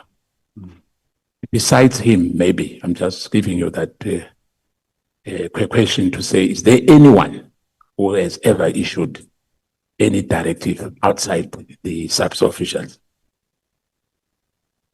No. Thanks, Honorable Chair. No, the people don't issue official directives, but people can, normally people complain to say there is a problem at such and such a place. And for example, the Honorable James, now and then she'll phone. She's not giving me a directive. She will say there is a problem of a child at such and such a place, wherever. And I will then respond with the police to do that. He's not issuing me a directive. He's giving me a complaint. Yes. Hence, I was making an example of the gentleman called Brian Mokgotsi, who was related to the minister in a way. Whether he's a friend or not a friend is still going to be investigated. Did any of those instructions involve withholding evidence, delaying prosecutions, or redeploying investigators working on political sensitive cases? Thanks, Honorable Chair. No, not as far as I know. There was Not as far as you know. evidence withheld. Or Have you ever received, again, any instruction or advising, suggesting you are avoiding briefing Parliament on selected committees on certain matters related to political killings or corruption probes?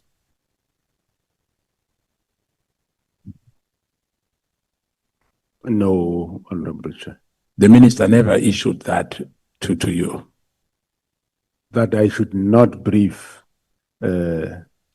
certain Committees in Parliament. no, Honorable Chair. Were any high-profile suspect or political figures under investigation by PKTT prior to its disclosure? If yes, who were they and what became of those cases?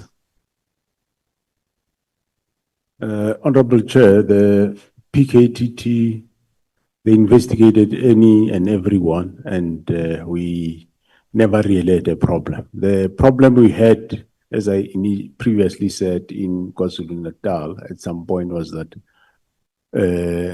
when they started working, some of the politicians started wanting to know what they are doing, what is happening, and eventually I did that time with the then minister, agreed that,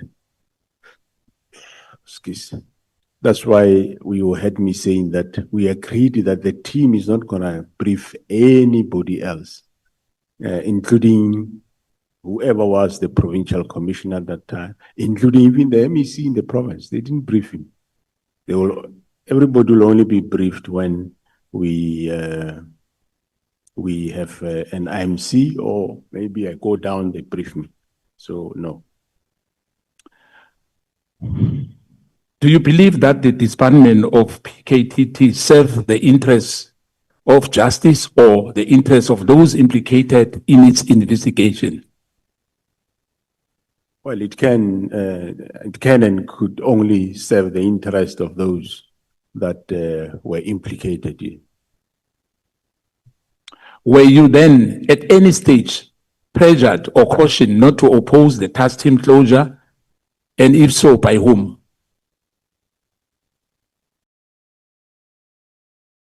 Thanks, Honorable Chair. No, remember, through you, Honorable Chair, well, events that happened, I think this House, I've alluded to them. This House is quite aware what I said, but I was never pressured to not to do certain things. All what happened is what I alluded to this committee, that the directive came that we must implement, and we delayed the implementation until we found out what the reason was for this closure or disbandment of the team. And eventually, I took the decision that I'm no more going to disband, and instead, we are now expanding instead of disbanding. Can you confirm whether the intelligence report exists in that detailed coordination between political figures, business donors, organized crime in influencing policing outcomes? And if so, will you table those reports before this committee?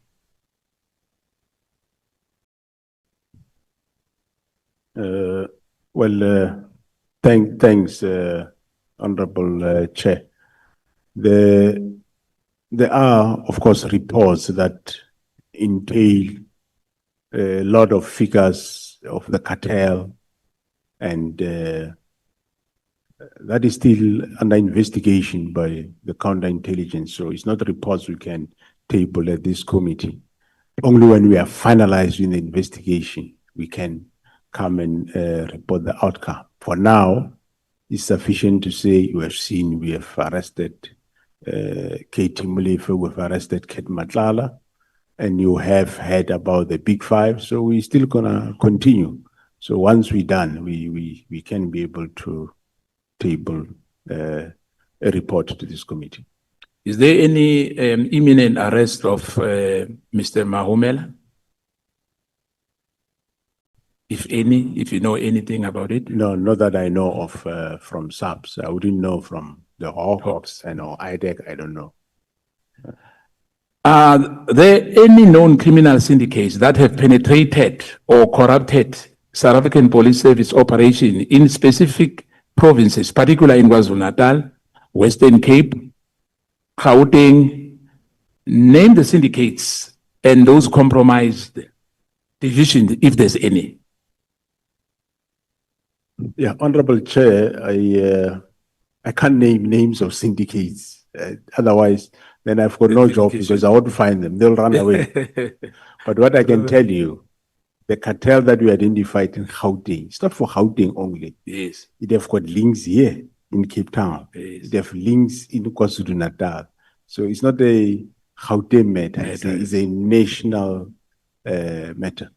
Yes. Do you have any evidence that presidents or cabinet interfered directly or through intermediaries in SAP's promotion, task team mandates, or procurement decision? No. I don't know of that, and I do not have evidence to that effect, Honorable Chair. In the Phala scandal, we had the police guarding the farm. Major General Rode investigated the matter with his team. He went illegally to Namibia following the suspects. Can you confirm that was true? If so, why was it General Rode illegally went to Namibia? Or was it legally for him to do so? Thanks, Honorable Chair. I'm not aware that General Rode investigated any matter that I know of. And going to Namibia, I am aware that was during, I think, General Stolle's tenure. And yes, he did went, whether legal or illegal. But I'm aware that he was signed off. So it wouldn't be illegal if General Stolle signed for him. That wouldn't have been illegal. And don't have the facts to allude to that matter now. General, previously you mentioned that the media is being used to smear and running campaign to tarnish the reputation of South African Police Service official. However, there were media reports stating that officials from the Investigative Directorate ID visited you regarding the potential case Louis Vuitton handbag alleged with the intention of making this matter disappear in exchange of appointment and restate and investment and promotions? No, It's not true. thanks you, Honorable Chair. No, there is nobody that visited me that wanted appointment and exchange of Louis Vuitton bag. No, that is not true. So there was never any investigation regarding that. Well, I wouldn't know. I know that there's been mention of Louis Vuitton bag. What I know is that the IPID, that is Independent Police Investigative Directorate, Yes.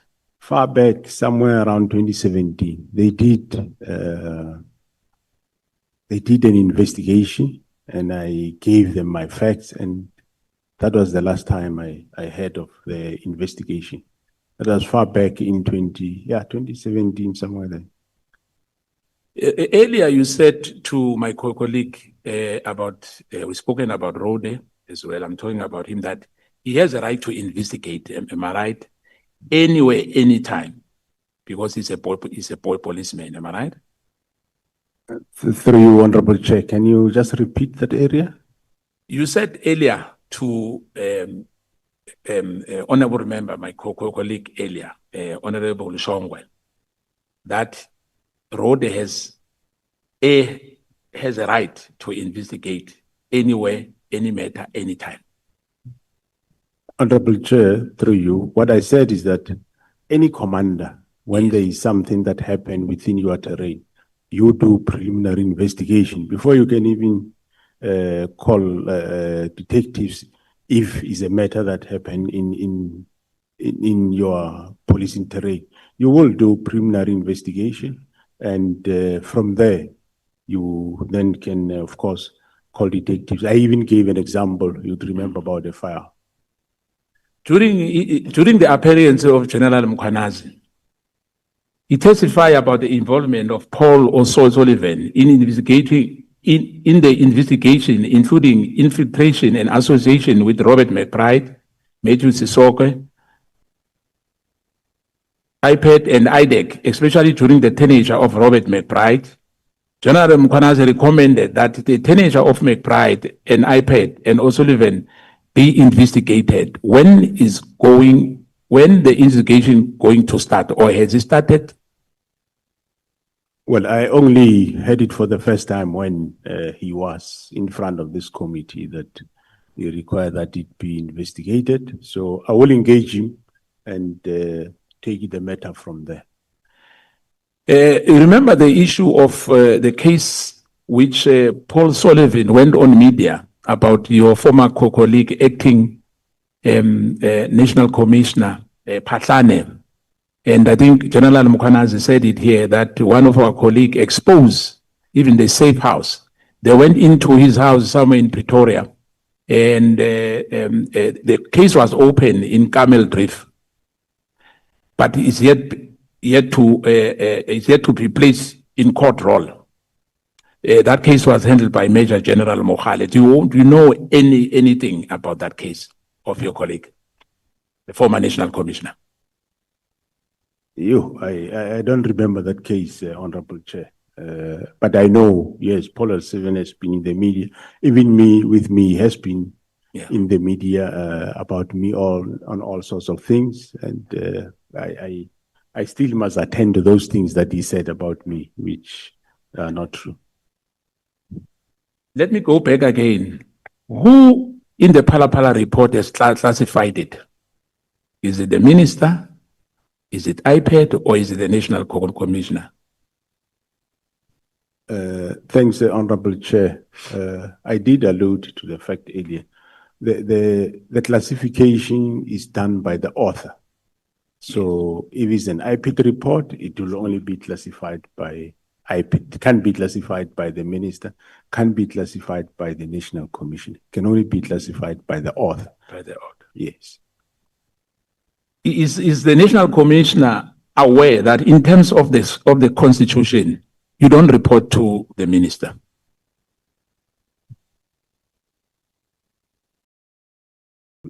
Thanks, Honorable Chair. So where do I report, Honorable Member? I'm asking you. Oh, In terms of the constitution, you report to the president.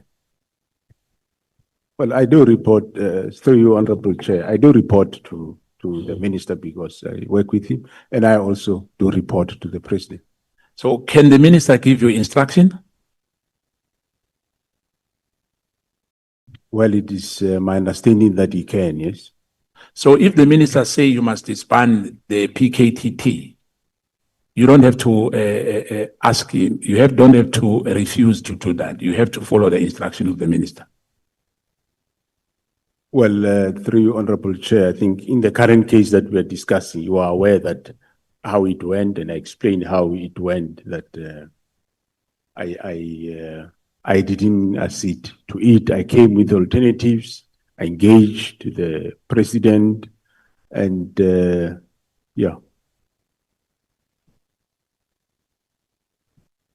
What is the disciplinary policy of SAP saying about insubordination? Well, insubordination, yes, you do take departmental steps. Why was not carried out against General Sibia? After all what he has done, whilst we are still the accounting officer in the South African Police Service. The question was previously asked. Yeah, no, I'm aware. I'm aware of that. I'm going to make a follow-up to say, why, if there's insubordination, there's no consequence management on that? Because the act is very clear. If someone ignores or defy your instruction, that's what we call insubordination. But as far as we are concerned, besides what is happening now, Sibia, General Sibia, as you know, you said it yourself. You've spoken to him. Have you ever written a letter? Have you wrote a letter to him? And what was the response?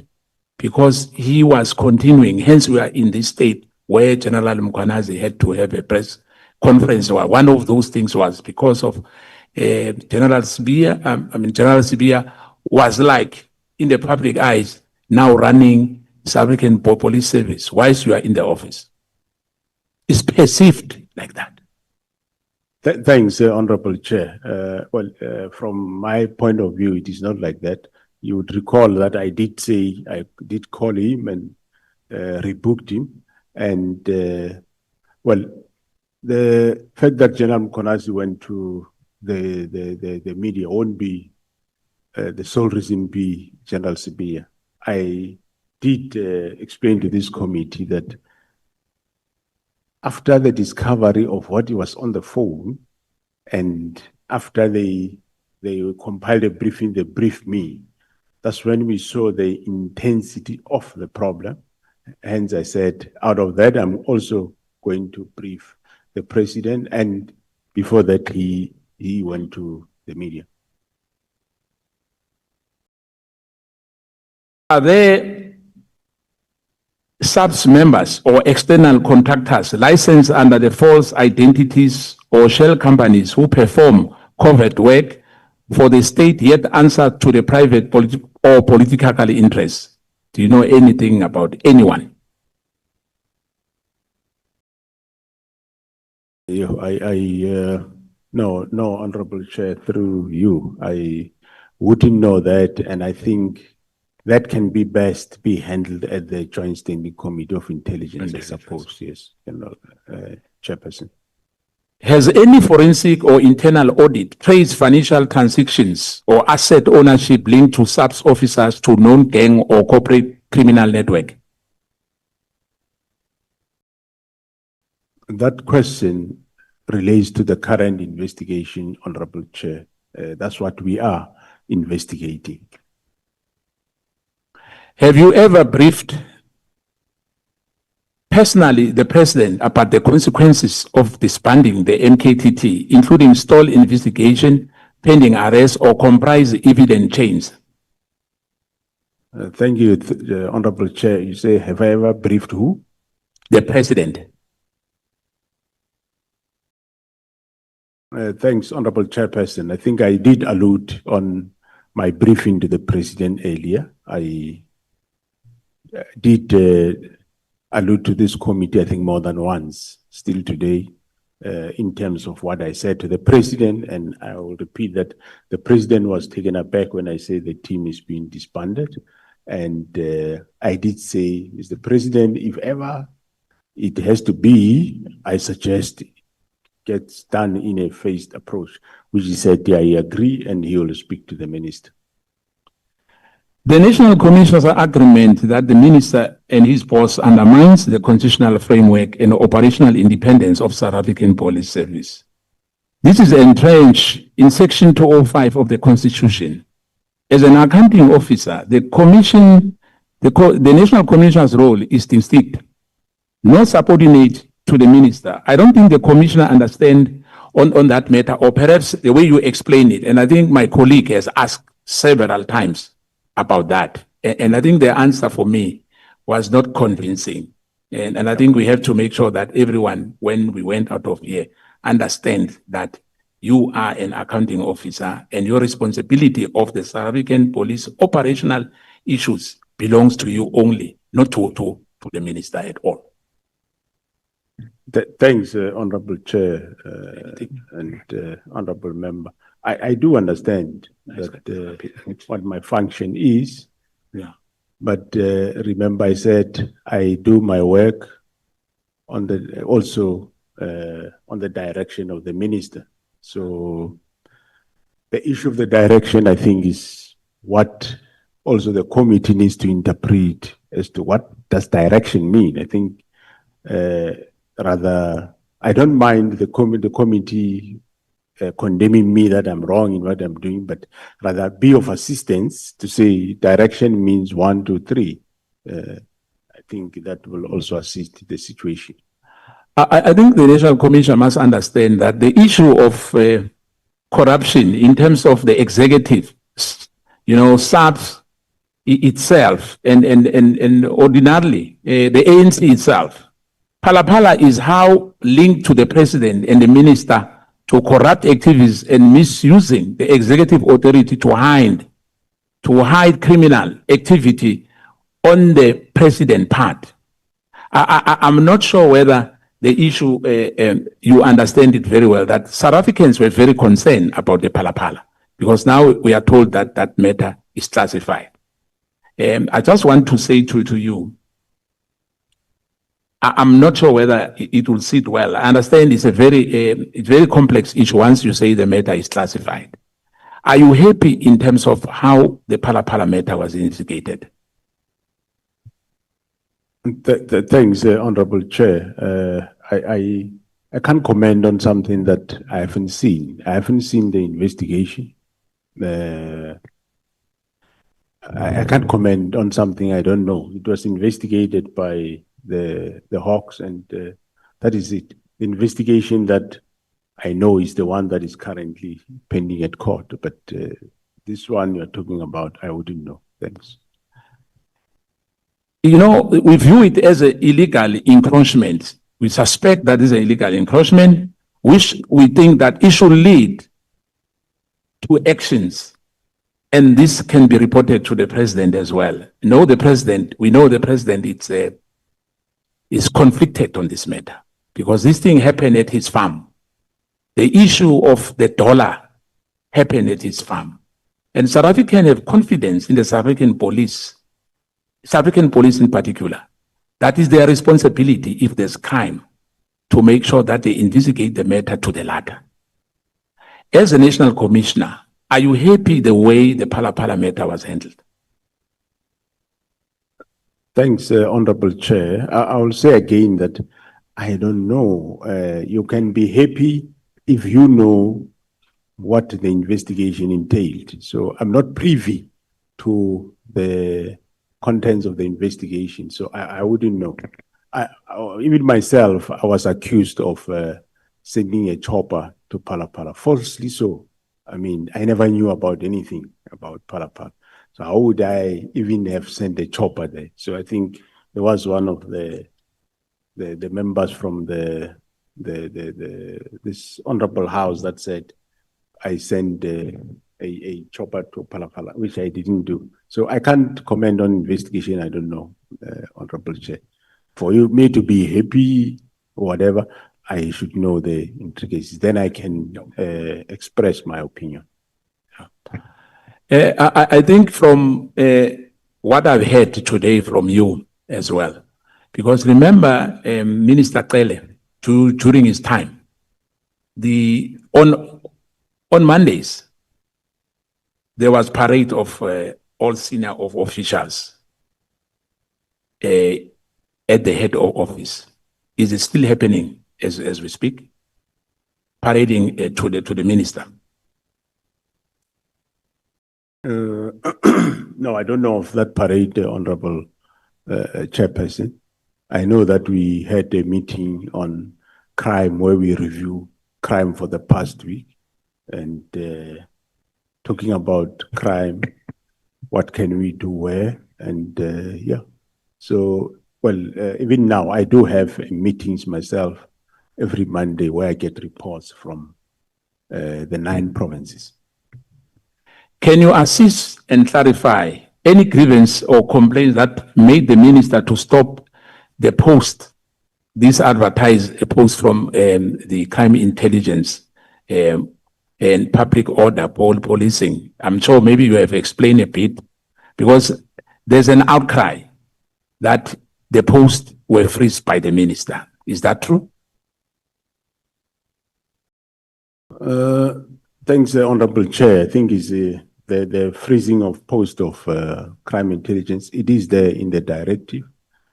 We alluded to it earlier in this meeting. But public order police, I don't know. I'm not aware of those posts that were freezed. I definitely don't know. I'm not aware of that. Now, I'm not sure about the issue of the minister. Maybe you can clarify for us to understand the relationship between you and the minister when it comes to the issue of General Sibia. Was General Sibia more closer to the minister than yourself? Well, that's my reading of the situation. Correct, Honorable Chair?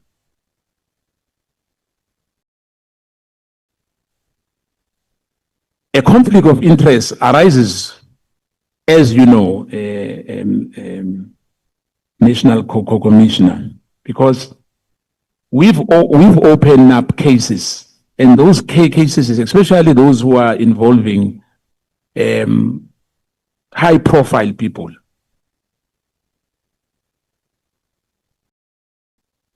The delay is unnecessary. And sometimes, the police, why they don't investigate matters properly, they take the matters to the prosecutors. And when those cases are being struck off the roll, or there's no case at all, it's because of the investigation is not proper. Don't you think that we have to improve on that regard? Thanks, Honorable Chair. Where such matters happen, I indeed say yes, we must improve, but it's not generally everywhere that happens. It is the role of the various branch commanders to see to it, while they check dockets, see to it that investigation is being done. And where it is not done, they must give the necessary directives so that investigations happen. And if any member, including members of this House, you become aware that this case was struck off roll because it's poorly investigated, let's get to know about it and get it back for further investigation. I thank you, General, and my colleague will wrap it off for me. Thank you. Through you, Chair. What is it that you request to do? Oh, it's a follow-up question, Chair. Okay. Yes. It's a follow-up question on classification, Chairperson. The the National Commissioner kept on saying he doesn't know. When the latter speaker was asking about the information which relates to the content contained in the information that is classified. Now, what I want to understand is, and please explain like you are explaining to a layperson. What I want to understand is, what does classification mean? Does it mean that even yourself, as the National Commissioner, can have access to a classified information, even if that information has findings of wrongdoings which warrant arrest? Kindly explain. Thanks, Honorable Chair. A classification, there's various: confidential, secret, and top secret, and so on. So what I said is that the author is the one that classifies a document, and it is the author again that disclassify the document. It doesn't mean that if something warrant arrest, it can. Some documents do get classified for purposes of investigation. That does happen. No, I don't think you have heard my question correctly, National Commissioner. The question is, can an information with findings of criminality, for instance, which warrant arrest, be classified? And if so, what does that mean? Does it mean you can't have access to it, even you as the National Commissioner, because it is classified? And does it mean that you can't arrest people because it is classified by the author? Honorable Nomaan, let's do like this. Let's take the questions one by one so that you don't drown the witness. No, I thought it's one question, but it has many dimensions. Yeah, that is exactly Chairperson. why I want you to be patient. Ask him one. Okay. He responds, come with the other until you exhaust it. No problem. Yeah. But did you get the question that I've asked, Commissioner?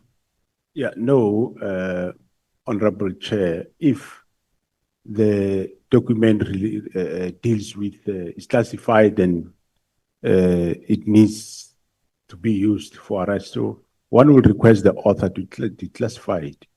And if I do have security clearance to the level of the document, doesn't need to be declassified. Whoever can give me the document, then I can have a look at it, depending on the classification level. So if the classified information has findings of criminality, you would ask the author to declassify it. Am I following you correctly? Correct, depending on... But how would you know that it has findings of criminality? Because you would have not had access to it because it is classified. Well, if it's classified, it never reached me, then I will not know what is inside. Thank you, Chair. I'm not satisfied, but for the sake of progress, let's move on. Okay. Can I hear Honorable Ngola?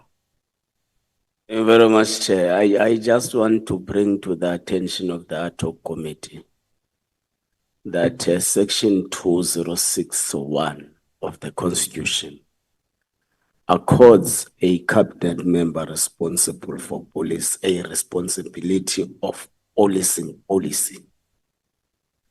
Section 2071 of the Constitution accords a responsibility to the National Commissioner, the implementation of the policing policy. And the cabinet member responsible police has a responsibility of oversighting the implementation.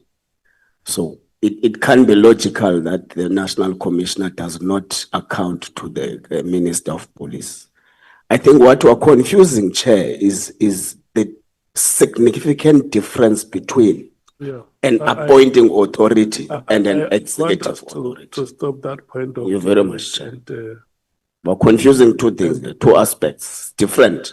appointing authority, Yeah, point no, of no, executive authority. There is no point of order. Honorable members, let's have our meeting on Wednesday. No, it's not But confusing. he is out of order, Chairperson. I'm not We- out we- of order. We did not invite his explanation. No, Chair, I don't need to be We're invited by questioning Mr. Nomva. witnesses here. Don't Chair, order. project yourself as an expert. You are not Order, an Chair. expert here. Order, We Chair. did not ask for your opinion. We Chairperson, are order. questioning the witnesses. He must be Chairperson. quiet. He must be Chairperson, quiet. order.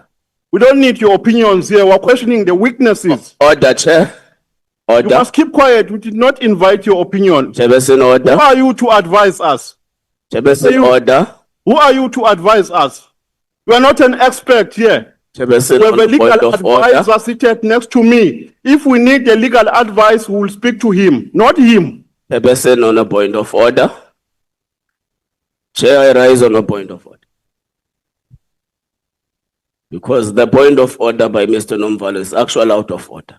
He has been allowed numerous times to make. Chair, if you allow him to patch, you are also going to patch. Even yesterday. If you allow him to do what he is doing, we'll do it as No, well. you are not a whip. And we can do it better than what he does. No. Don't make. We're not going to be bullied by You are Ngola making here. useless We'll threats. never be bullied by Ngola here. Chair, He projects himself as an expert. You are not an expert here. We have a legal advisor. Chair. We're asking questions The from point of witnesses, order. not from you.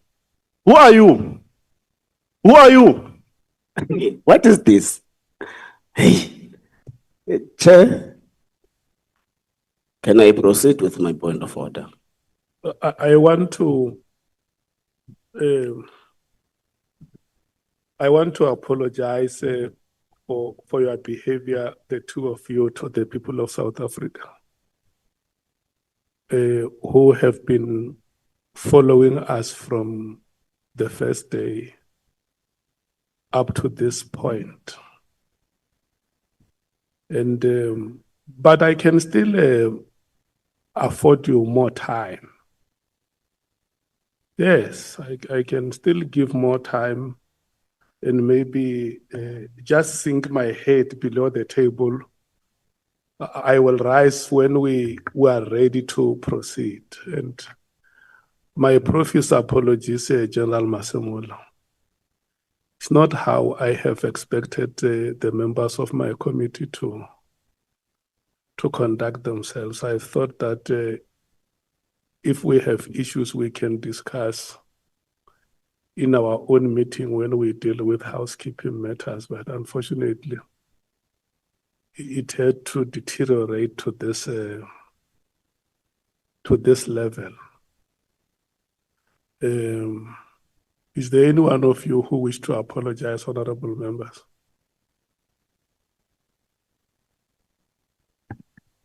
Chairperson, I'm not going to apologize. I think you failed to play your role as the chairperson of the meeting. We are asking the witness here, Honorable Skosana, based on how he understands what is written on the statement, and he wanted to be satisfied by the responses from the witness. The answers, like we've been doing since we started, are expected from the witness, not for him to interject and tell us about the law and what the law says. We employed the legal advisor here for that purpose, to advise us when there is a need to do so, not to be ambushed with legal advices that we did not invite.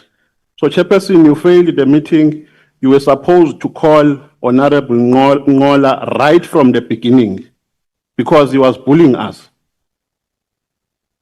No, honorable member, you are right. I gave you a chance to speak, and when you were done, Honorable Ngola raised a hand and he spoke. Before he could conclude, I called him to order to tell him that the matters that he was raising were points of debate. And maybe because I spoke in a measured tone, I was not animated the way the two of you took each other. You might have not heard me. My measured tone could have drowned by the fist fights of your voices. But I wanted to restrain the honorable member to say, let's not engage on points of debate now. The honorable member has concluded his questions. We must now move to Honorable Cameron. But I still insist that if you honorable members do not see anything wrong with how you display your antics in front of the public, it's okay. We can hand over to Honorable Cameron. Yes, Honorable Nomval. No, Chair, following that explanation, we apologize. Let's move on. That is human. Honorable Ngola. Chair, for peace sake, I apologize. Otherwise, You don't apologize for peace sake. You apologize because you know it's genuine to do it. Not, but Chair, I did nothing wrong. We've agreed that we are going to allow members to intervene in between. So it was just a pure intervention, but I apologize. Thank you. Honorable Ngola, do you apologize? Yes, Chair, I apologize and I forgive Mr. Nomvalo for Do you howling apologize? Do you apologize for the manner you reacted? Yes, Chair, I apologize and forgive Mr. Nomvalo. Thank you so much. Honorable Cameron, can you just take a breath so that I can see that you are not animated? I am certainly not, Chair. I was scared you're going to ask me to apologize in advance. Okay, no, thank you so much. You are allowed, you can proceed. Thank you. Thank you, Chair. Thank you, General Masemola, and for your patience today. General, yesterday when you were speaking, you said that the Portfolio Committee should have read between the lines on the 5th of March meeting. I quoted that from what you said. To realize the closure of the PKTT was irregular. What exactly did you mean by reading between the lines? Are you saying the committee was expected to interpret silence or omissions from SAPS as evidence of wrongdoing?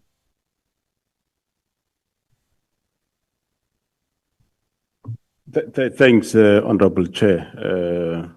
Well, what I was saying is that the team was being disbanded, and you did a good thing to invite us to come and tell you why the team disbanded. We briefed the committee and also said committee is doing well, and General Mkonazi expressed his side of the story on unhappiness about the committee being, the PKTT being disbanded, and yeah, that's where it ended.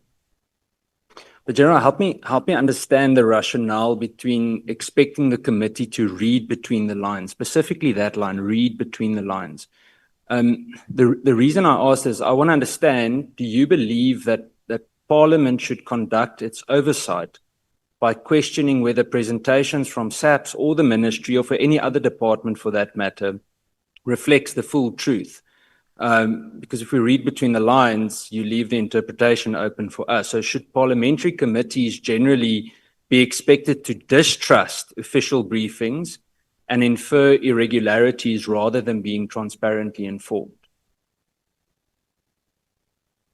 No, I think through you, Honorable Chair, the briefing that we did to the committee that day was we showed the work of the team, how well the team is doing. And General Mkonazi did express that also that this is what the team is doing. And he expressed his view on the closure of the team. And that was then the end of the meeting. Sorry, General, I'm going to labor the point.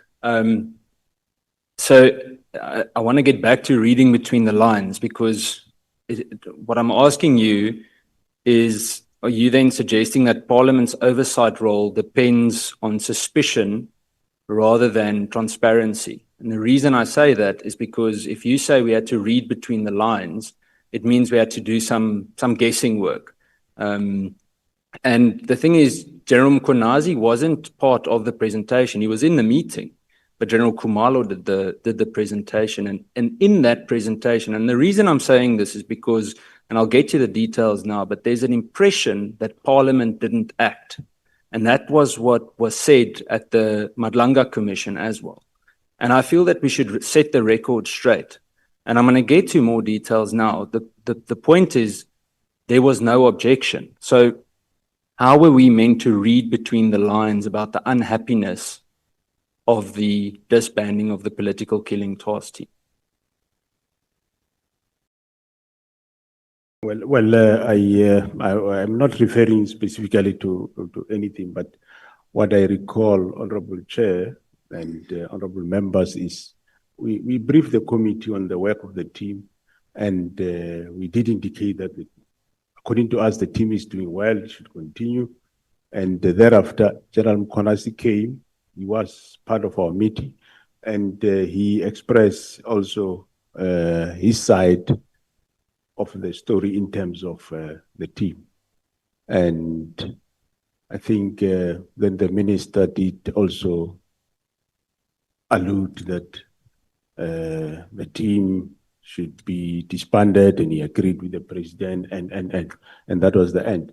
And the portfolio committee was accepted. I would presume they accepted that because there wasn't an objection by any of them. Well, come back to it again, General. There was no objection from the police. There was no objection from you, General Khumalo, or General Mkonazi. In fact, when General Mkonazi spoke at the end, he didn't object to the closing of the political killing task team. Not from what I see in the record. So, General, earlier you told the Honourable Breitenbach that you had learned your lesson and that next time you would come to the Portfolio Committee on Police and openly say if the minister was interfering in your work, correct? No, through your Honourable Chair, I did say that, and I do accept that, yes, one learn a lesson. In future, one will approach things differently. But in this specific meeting, yes, I think what I remember, General Mkonazi explicitly did indicate his unhappiness on that. General, we'll have to then go and revisit the minutes on the presentation. So after saying about learning a lesson, General, what I want to say is that despite all of the concerns that we've heard since the 6th of July regarding the closing of the political killings task team, the concerns were raised by you after the 6th of July, General Mkonazi, and I'm guessing to a certain extent General Khumalo, although I haven't seen any kind of official document. You never came to the police committee to disclose those concerns, did you? No. I never came again, but in the meeting of the 5th of March, through your Honourable Chair, well, maybe you will have to go to the transcript. I haven't read it now, but I remember General Mkonazi, he did mention to it, he did allude to his unhappiness on the closure of the team. He did mention it. It's interesting, General. I again would have to go back to the transcript because for me reading the record, again, back to the presentation on the political killing task team. I'm not referring to General Mkonazi now. I'm focusing on the bit about the presentation. No one reported any kind of objection to the closure. You didn't tell Parliament that the minister was interfering, one, and no formal objection was placed on record. So there was no part of that entire 5th of March meeting. The impression that was created at the Madlanga Commission was that Parliament heard all these things and Parliament didn't act. That is explicitly, Major General van Rooyen sitting behind you said Parliament failed and we wouldn't be sitting at the Madlanga Commission, meaning you, had Parliament acted.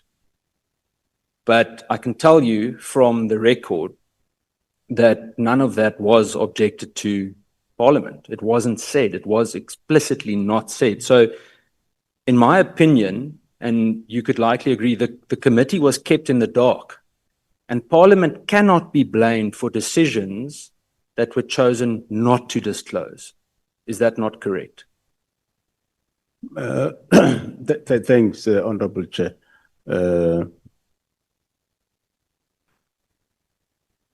I remember myself and Kumalo, we expressed that the team is doing well. Yes, I agree that we expressly maybe not say Minister is interfering, that we didn't say.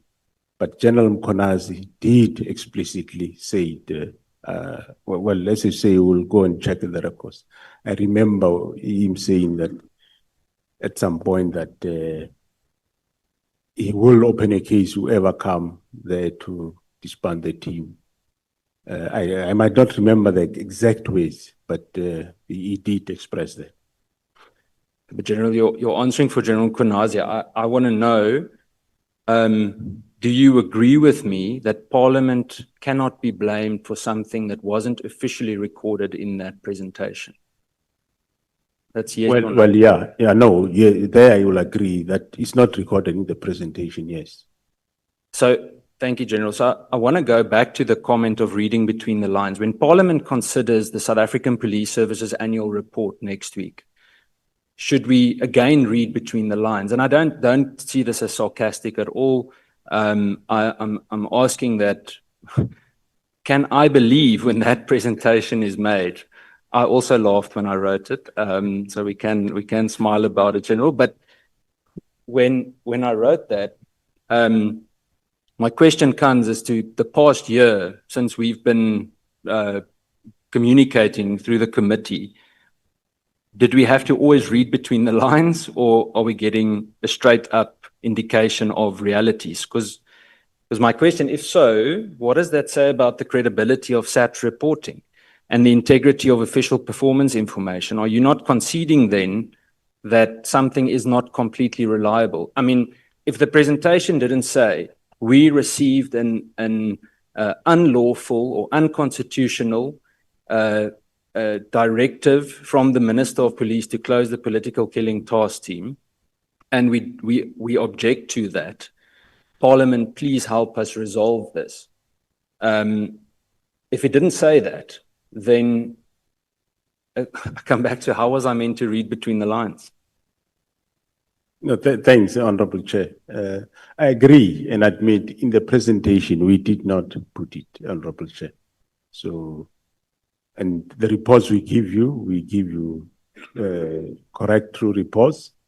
In that regard, we gave you what you requested with the political cleaning task team. Thank you, General. Quickly, I was scrolling now. What General Mkonazi did actually say, he didn't say he is discontent about the closing. He actually said it will continue in KZN as a by the way comment. So he indicated that just for clarity's sake. General, and I'm going to come back. I'm going to use the APP hearings that happened earlier this year in April. The Portfolio Committee on Police compelled SAPS to increase the detection rate target for murder specifically, which was initially set at only 10%. What informed such a low performance target for one of the most serious crimes in the country, and how do you justify this in light of SAPS's constitutional duty to ensure public safety and accountability? Thanks, Honorable Chair. Well, there was a lot of factors brought into consideration, the shortage in the detectives and so on. So as management, we did allude to that. And, but of course, we went to revisit this, where the discussion was, we lost over, detectives were around 25,000, and we were around 16, 17. So, hence, the target was reduced that way. But we revisited the target, Honorable Chair, and because I said we giving detectives more personnel. Not all might have been trained, but a substantial number have underwent the college, and let's increase the target to, I can't remember the figures exactly where it is. So yes, that's why we ended up reviewing it. Thank you, General. General, I want to put it to you that, I hate saying that, it sounds like Harry now. Let me rather just say, I want to mention to you that the team, in my opinion, misled the portfolio committee on the 5th of March. And I'm going to share with you why, and why I believe it's factually correct. I mentioned Major General Van Rooyen that told the Madlanga Commission that the police portfolio committee failed in its duty. But that same committee, the police committee, relied entirely on the information that you and SAPS provided, correct? Yeah, well, as I said, Honorable Chair, we briefed the portfolio committee on what you requested. Spot on. So you're answering my question for how is it then fair that your department, whether yourself, anyone else, or a senior officer from legal services, to publicly accuse the police committee of failure when it was SAPS that withheld specific information? Whether it was deliberate or not, it doesn't matter. The point is it wasn't indicated. Well, I never listened to General Van Rooyen when he was doing that. Yeah, I'm sure we can go to the records and look at that and take it from there. General, you can go to the records. I base this on the records, so I'm sitting with it here in front of me. And I say it specifically because Parliament and the Police Portfolio Committee will not be the scapegoat of things that wasn't disclosed by the officers in that meeting on that day.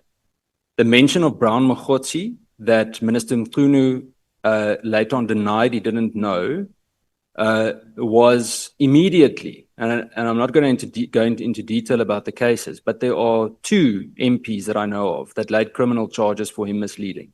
And that was the only bit of information that Parliament or parliamentarians could act on. So across the board, all the parties represented in that committee, that was the only bit of information. Nothing about Kat Mutlala was mentioned that day. Nothing about judicial capture was mentioned. Nothing about a drug cartel was mentioned in any part of that meeting.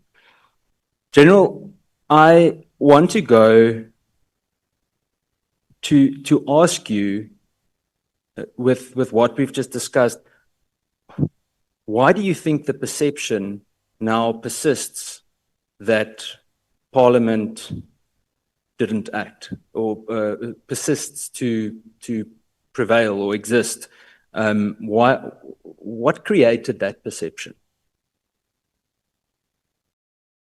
What created, through Honorable Chair, that Parliament didn't act? I take it that maybe the perception arises out of what General Mkonasi said on the day in question. And this is where I want to go back to the July 2025 press conference, because the issues that were raised publicly in July 2025 by General Mkonasi were not disclosed to Parliament in March 2020. In March 2025, on the 5th of March, in that meeting. Yourself, General Khumalo, Minister Mqunu, and almost everyone else that spoke, particularly when you explained the phasing out of the political killing task team. No one, again, I repeat, no one objected to that. Parliament couldn't have done anything. When you spoke about strategic input, policy input, etc., if there was something that showed red lights there, there's a discussion to be held. But if the minister gives a directive, and the way that it's explained to us by the police as though we accept this I don't know if they accept it in a strategic way, but if the police then come and say we're disbanding, then it creates the impression that everyone is on par with each other. General, I want to go to the Honorable Shongwe. Not going to ask Honorable Shongwe anything. I don't know if Honorable Shongwe is still here. You told the Honorable Shongwe that General Mkhonazi had reported closure of the political killings task team to the portfolio committee.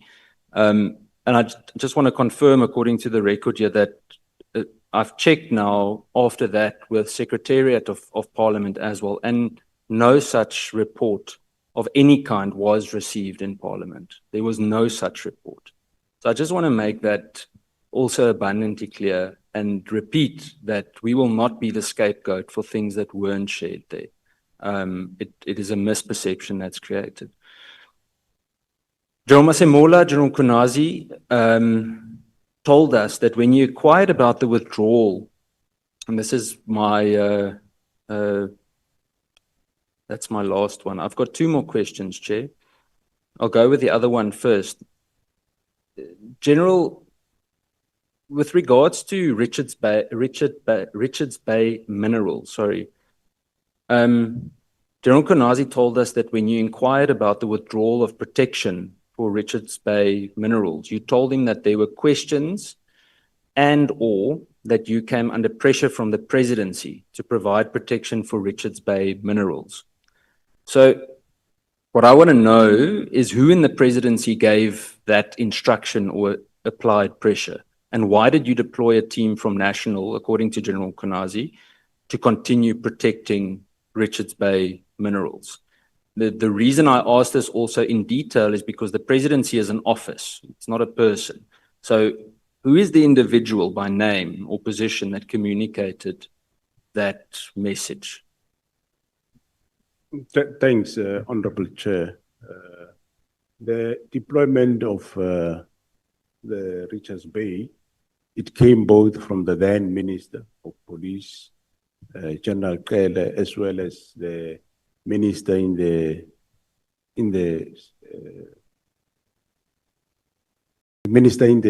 Presidency. Minister Njaveni. And the team was then deployed there. And the team was not a protection team. It was a team that were policing that area. There has been executives of the mines that were killed in that area. There has been murders, serious crime that happened there. And later, of course, with the help of the province, some of the suspects were arrested, some were killed, even by the team from the province. I know there was a shootout at Balito between one of the suspects and the NIU in the province of KwaZulu-Natal. So it wasn't a protection. Those members were deployed based on crime what was happening there. It happens quite often, Honorable Chair. Even currently as we speak, in Mpumalanga, there is in Mpumalanga and Northwest, there is groupings of mine, call it mine companies that are fighting the same side. It's a new trend that is coming now, especially in Mpumalanga, Northwest, where looks like people are licensed to mine in the same area. So one quite often finds such complaints and you can't fold your hands. You need to respond, and we do our work in that regard. Thank you, General. Then my last question, General. Do you agree that Parliament did not fail in its duties on the 5th of March, 2025? No, I listened to what you say, Honorable Chair. I listened to honorable members. So me, I didn't verify each fact by fact. So I've got no problem to agree or concede to that statement. Thank you. Thank you, General. Thank you, Chairperson.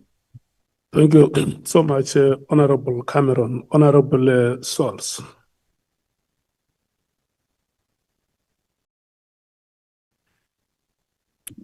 Thank you, Chair.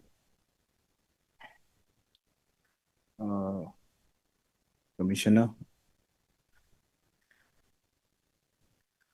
I realize that the burden of security you carry,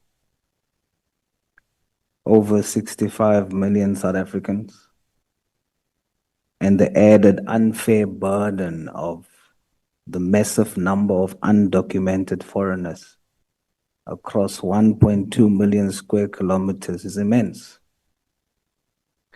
I recognize the scale of that task, especially when some of us struggle to secure even 40 square meters of our homes for a family of two. So as a patriotic South African, I extend the respect your office and rank demands. I despise the bad police, but knowing that when I thank you, I'm also indirectly thanking all the good and dedicated members of the South African Police Service you lead. The position I hold requires me to remain impartial, of course, at this time. I have no bias toward you, no bias toward General Mkhwanazi or any other witness that will appear before us. Only after this entire process, I will then take a position. I ask that you participate truthfully as I seek clarity on specific actions you have taken. So let's start with the elephant in the room. I must first commend you for arresting DA councillors convicted of murder. And then you also testified about the presence of my party deputy president, the Honorable Kenny Kunene, at the house of Mr. Molefe. You stated that he was there twice in your testimony. Commissioner, are you 100% sure that Mr. Kunene was found at the house of Mr. Molefe 2 times?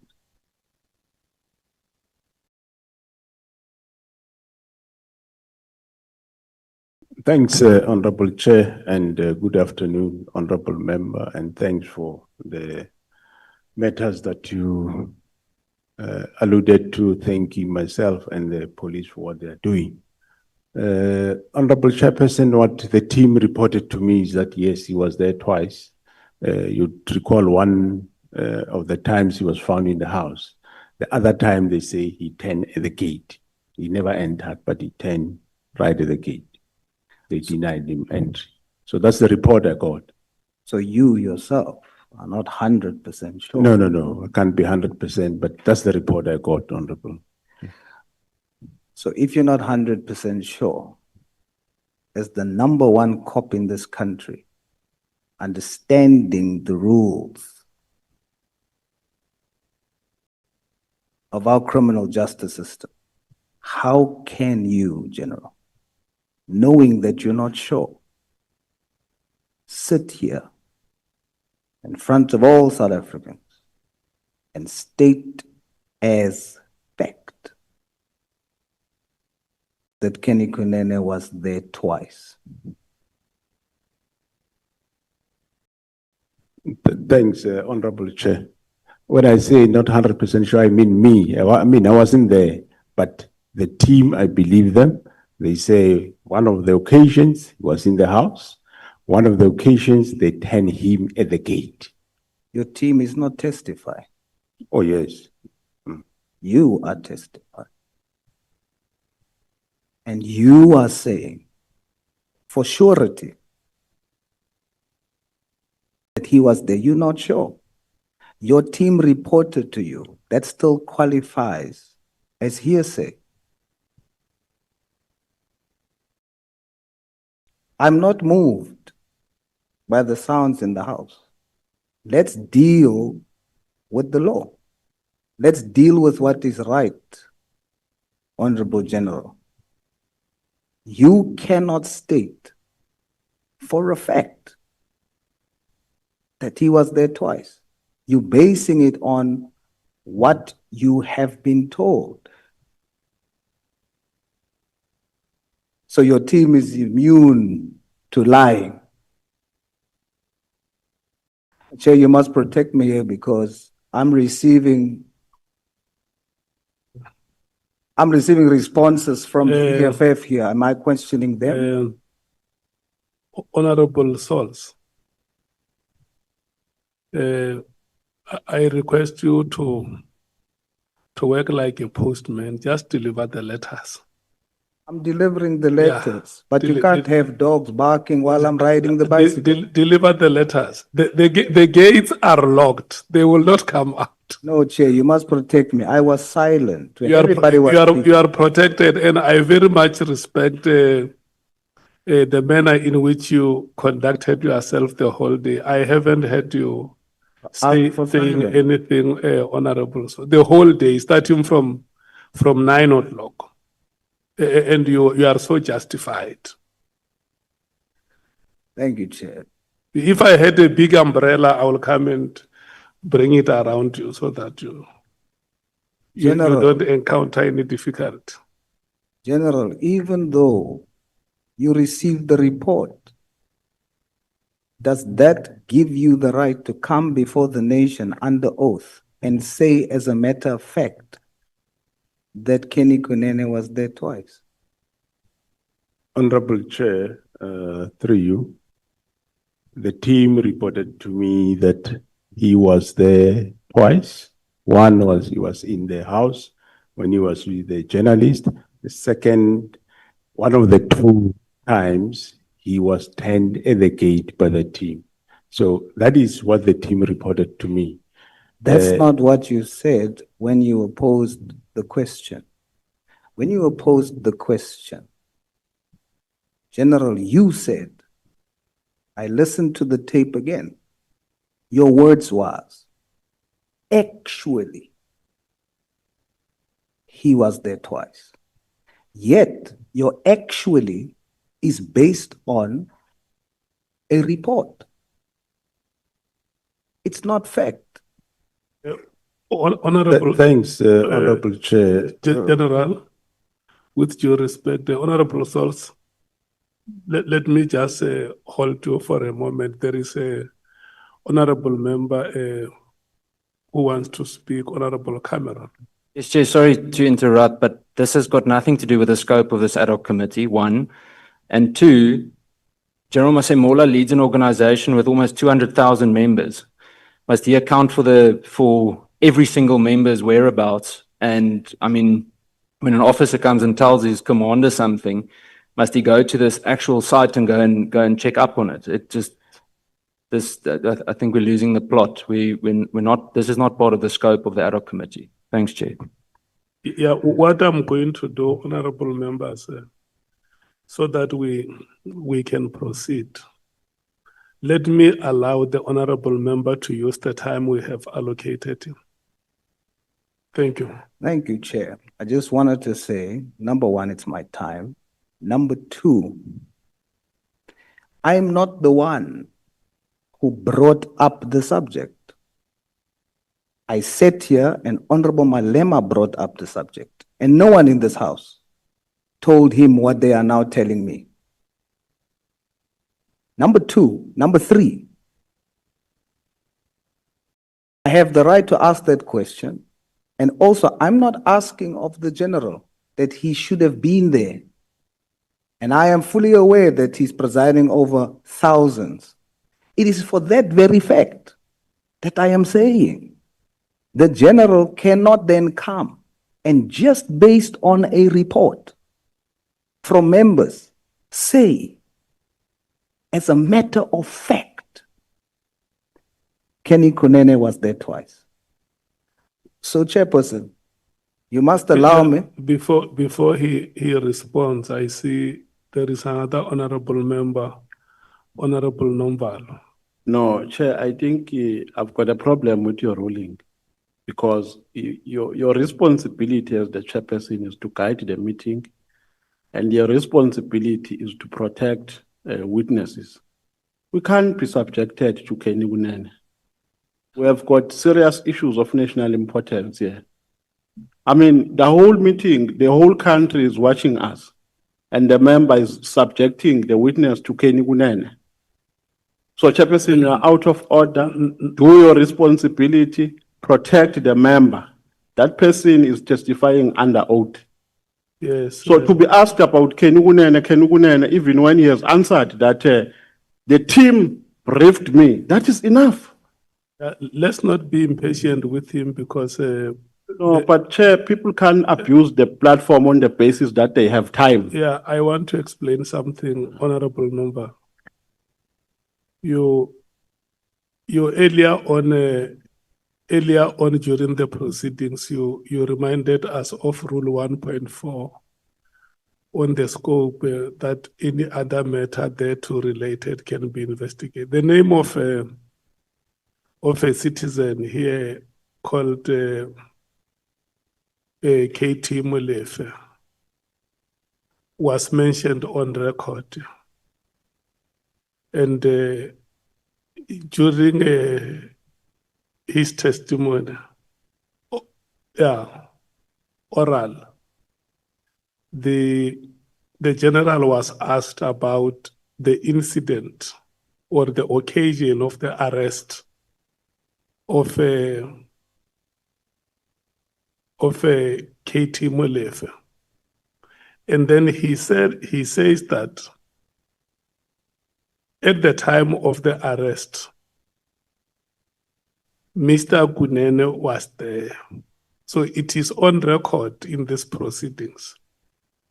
And so the honorable member is asking that question, and if we can please have the patience to allow him to ask what he wants to clarify, I think it's only fair. Because those statements that have been made here have gone to the records of these proceedings. Thank you. Thank you very much, Chair. The same vigor was not shown earlier when the statement was made, when an untruthful statement was made. General, you were not there physically to see that twice.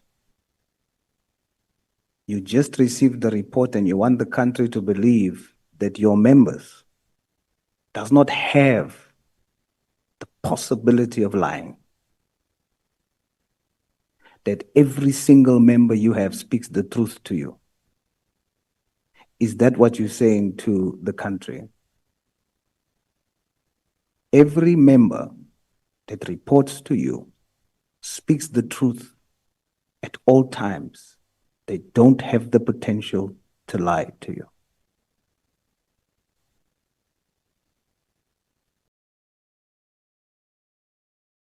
Thanks, Honorable Chair. All what I said, Honorable Chair, is that the members told me that he was there twice at the house. So whether they're lying or not, I took it that which they told me, and I'm not sure. Let's agree, Honorable Member, that me and you were not there. We are the same. But however, the report I got is that he was there twice. So I will leave it there, and thanks, Honorable Chair. It would have been different, General, if that is what you said when you were asked the question earlier. When you were asked the question earlier, you did not say, it was reported to me. You said, actually, he was there twice. Now you're saying, we can agree that you were not there. I wasn't there.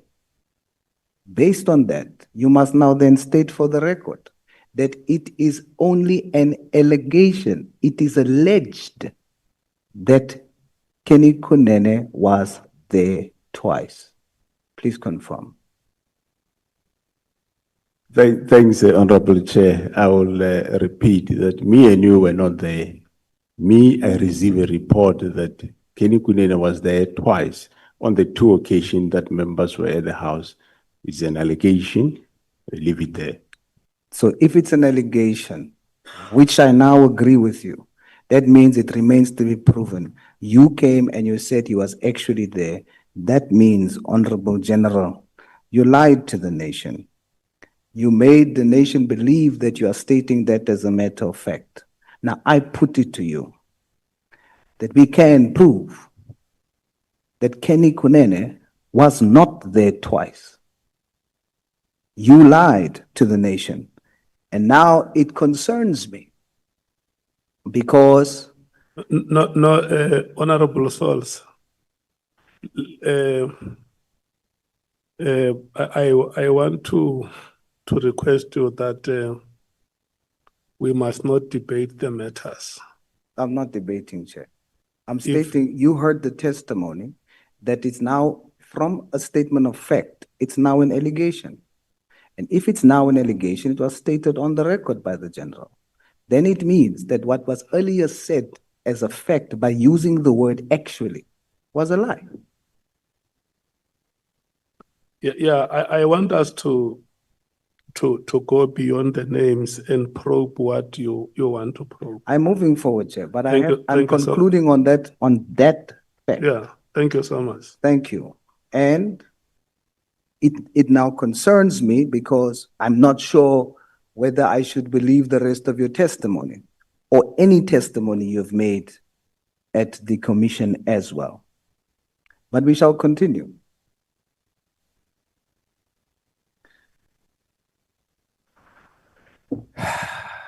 You know, General, this is a bit personal for me. I'll have you know, and I want the nation also to know, that my leaders have served their time in jail. They paid the price, and they worked daily to repay society, to the point where our president showed decisiveness and removed our deputy, Mr. Kenny Kunene, who equally stepped down, subjected himself to an independent investigation. He was cleared and now he's back in office. If ever our criminal justice system can have something to be proud of, it is the genuine transformation of Gayton McKenzie and Kenny Kunene, whom I am a proud product of.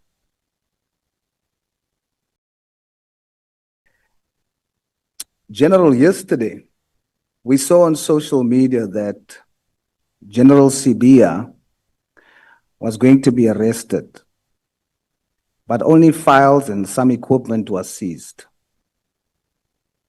Was the team sent by yourself to effect that arrest?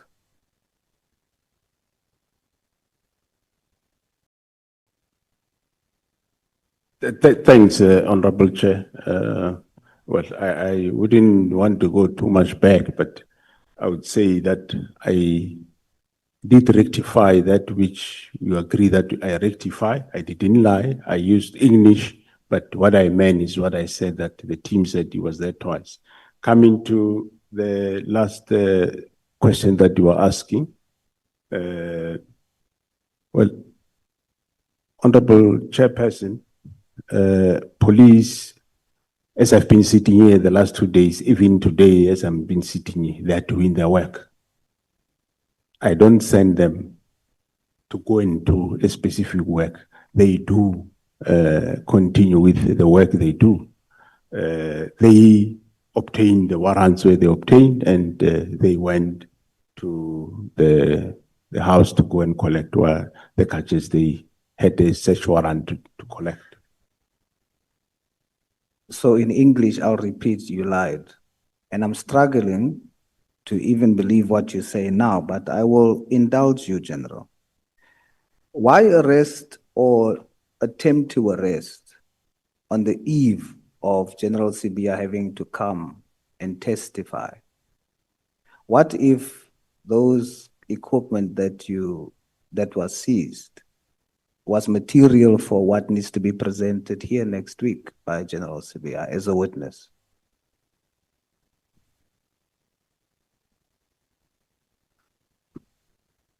Thanks, Honorable Chair.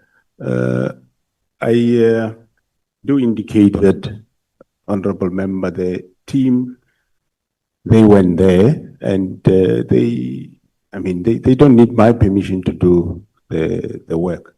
So if you say the tools might be needed, I'm sure the team don't take equipment forever. They will assess what they assess, they will return the equipment to the relevant owners. Are you now saying you are sure that they will return it before he comes to testify? Am I hearing you correctly? Surely, if he says he needs those equipments when he come here, we can't deny him. They will have, I'm sure they would have done their work. It doesn't take months to do what they do. It's interesting that they chose the time. General, how would you describe the relationship between you, General Mkhwanazi, and General Khumalo? I would describe it as a relationship that I have with the rest of the senior management. I'm not familiar with the relationship you have with senior management. Could you? Well, I mean, we have a good relationship. I do have a good relationship with the rest of the senior team.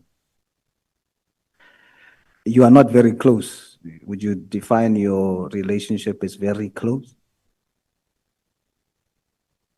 No, I wouldn't define as very close. General Mkhwanazi testified that it was General Khumalo who instructed the removal of the dockets. Is this true? I do not know that part, and it was part of the investigation. So I think the two of them will be able to tell you who instructed who to remove the dockets. But this is a material matter that we are dealing with, and that particular matter affects and is a central part of this. Should you not know who was responsible for removing those dockets? Should you not know? Honorable Chair, I did indicate that late April, May, I did pick it up from General Sintumuli that General Sibia instructed General Khumalo to remove dockets from KZN. That's why probably you had General Mkhwanazi saying General Khumalo instructed those dockets. So what I'm aware of is that that instruction, what I heard from Sintumuli, is that it came from Sibia. And when I confronted him, I told him that, don't do that, stop that, don't remove dockets. That's all I said to him.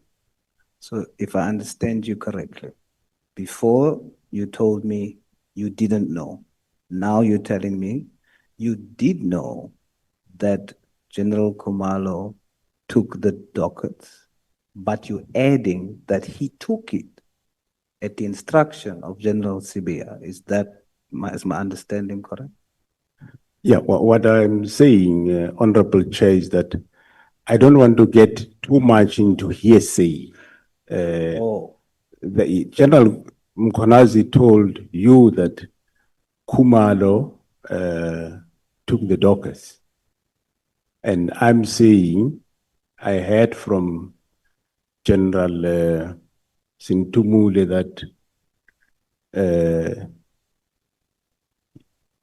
General Sibia instructed that dockets be taken by Khumalo. And I called General Sibia to say, don't do that, stop that. So. Yes, but you didn't say that to me when I asked you the first time. When I asked you the first time, you said you didn't know. What I mean by that, why I say that, Honorable Chair, is that I don't want to give evidence of somebody and somebody and somebody and somebody. But you just did that, and you did it with my deputy president. That's your style. Well, with No, General, I don't think that you, with due respect, you must not respond to a statement like that one. Honorable Souls, may we please not impugn on the personality of the witness. Chair. Look, when you make a statement and say, this is your style, you impugn,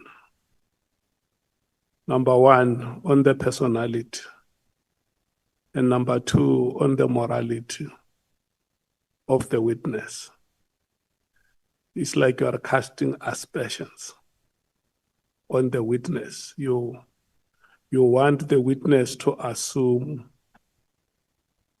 another identity in front of the people of South Africa, to be perceived differently from how they have known him before, when this committee has not arrived at a determination like that one. So I think it's very much unfair, not only to the witness, but any person against whom such reference may be made. And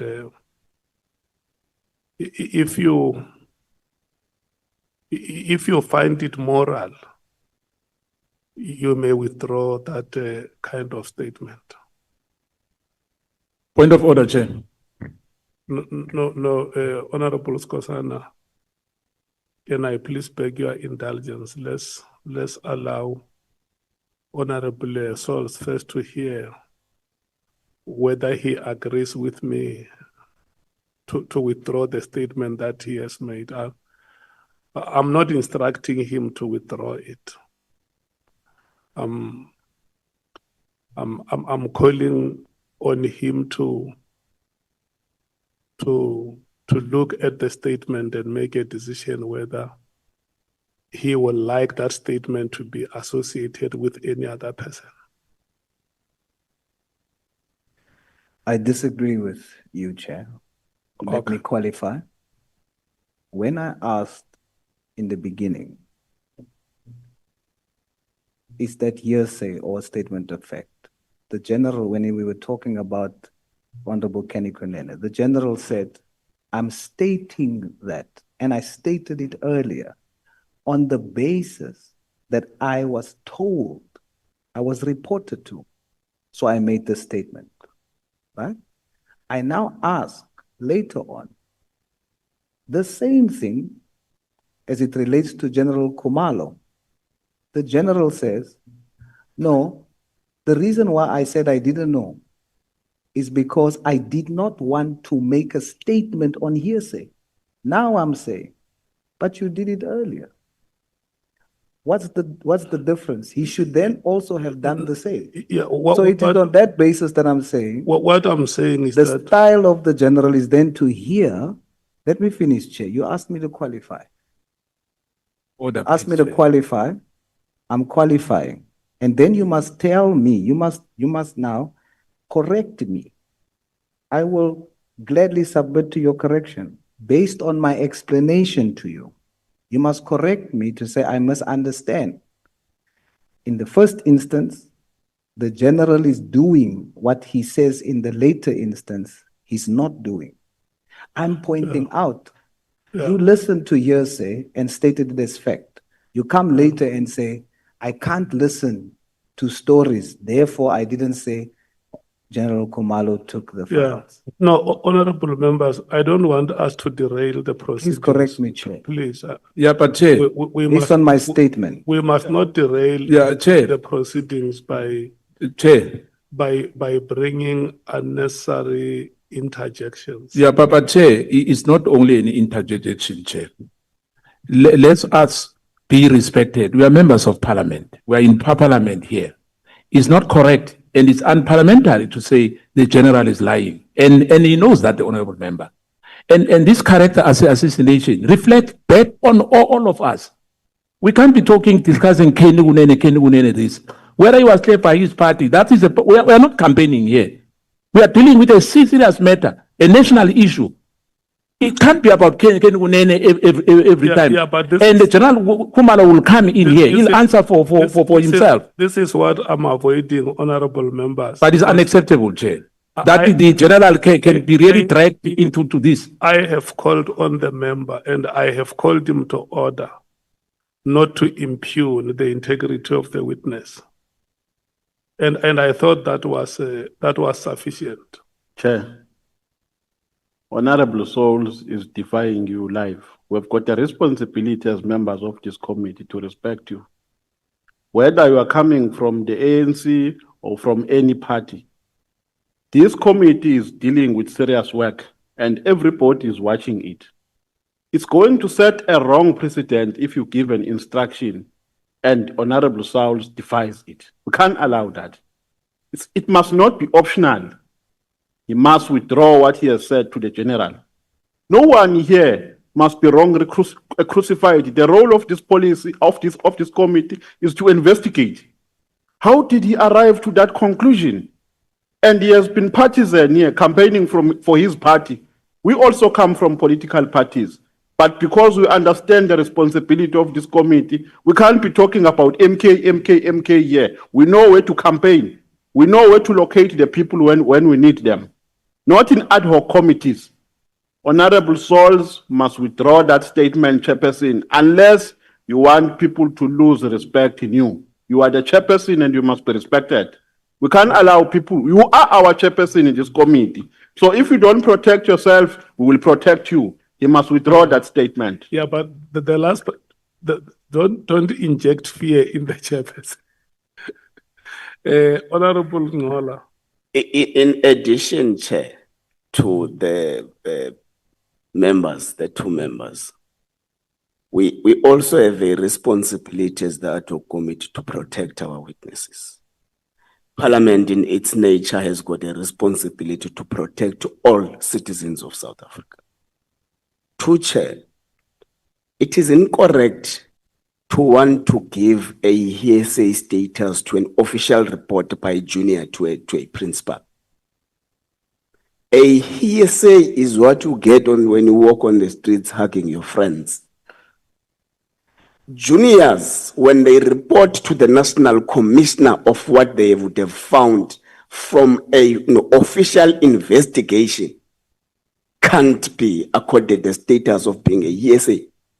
So if the general says there is an official report by the team, my team, that is working on this investigation, the report is that the aforesaid person was found twice on the gate and inside the house, then we can't accord that it's an official duty report, Chair. It can't be a hearsay. We've got a different understanding of what a hearsay is. Thank you. Honorable Cameron, do you still want to speak?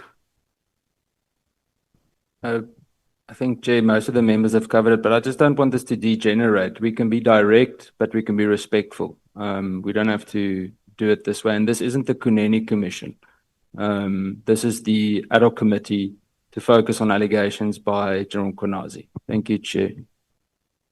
Okay. Look, honorable members, our responsibility is not only to keep the decorum of the House. Each one of us here has a right to a good name.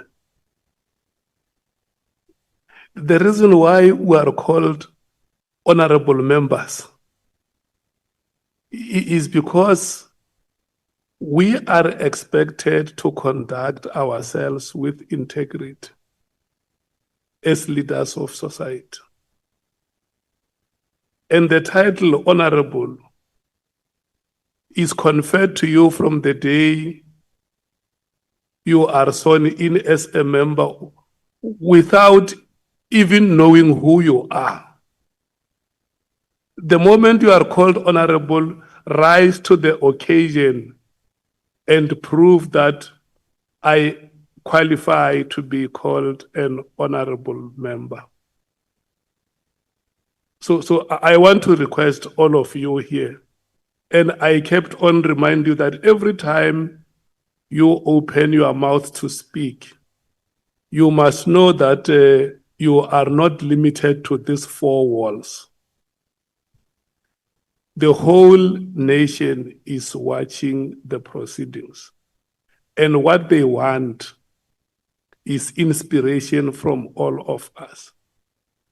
The presentations which have been made here show the extent of difficulties that SAPS as an institution is going through. And you are the top leadership of this country, Parliament.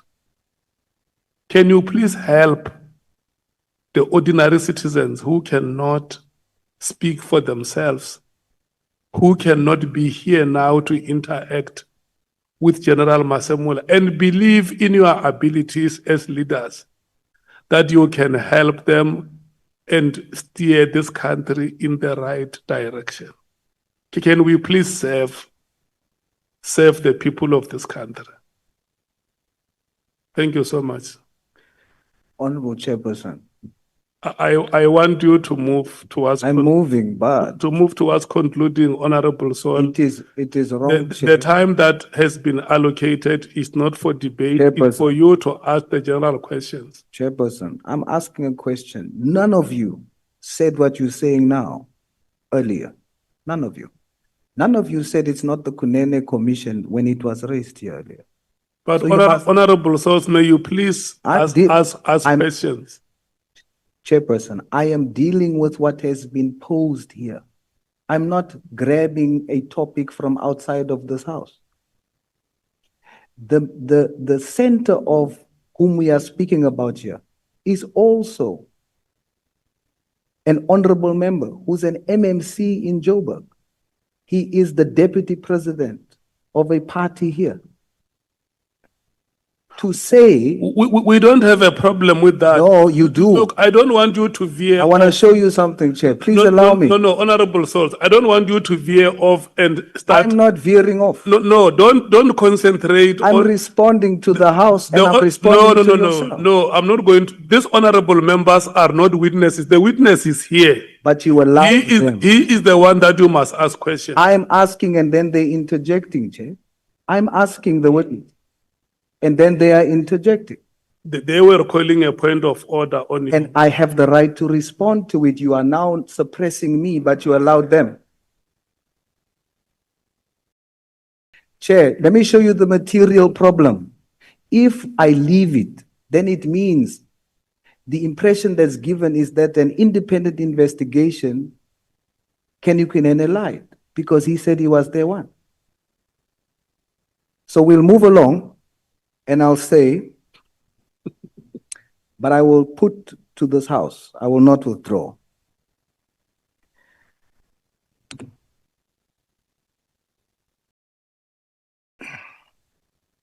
Honorable General, you testified then now that you are now conceding that the testimony of General Mkwanazi was correct when he said that General Khumalo was the one who took the dockets. But you qualified that later on by saying it's because General Sibia told him to do so. Did he do the right thing? Did General Khumalo do the right thing?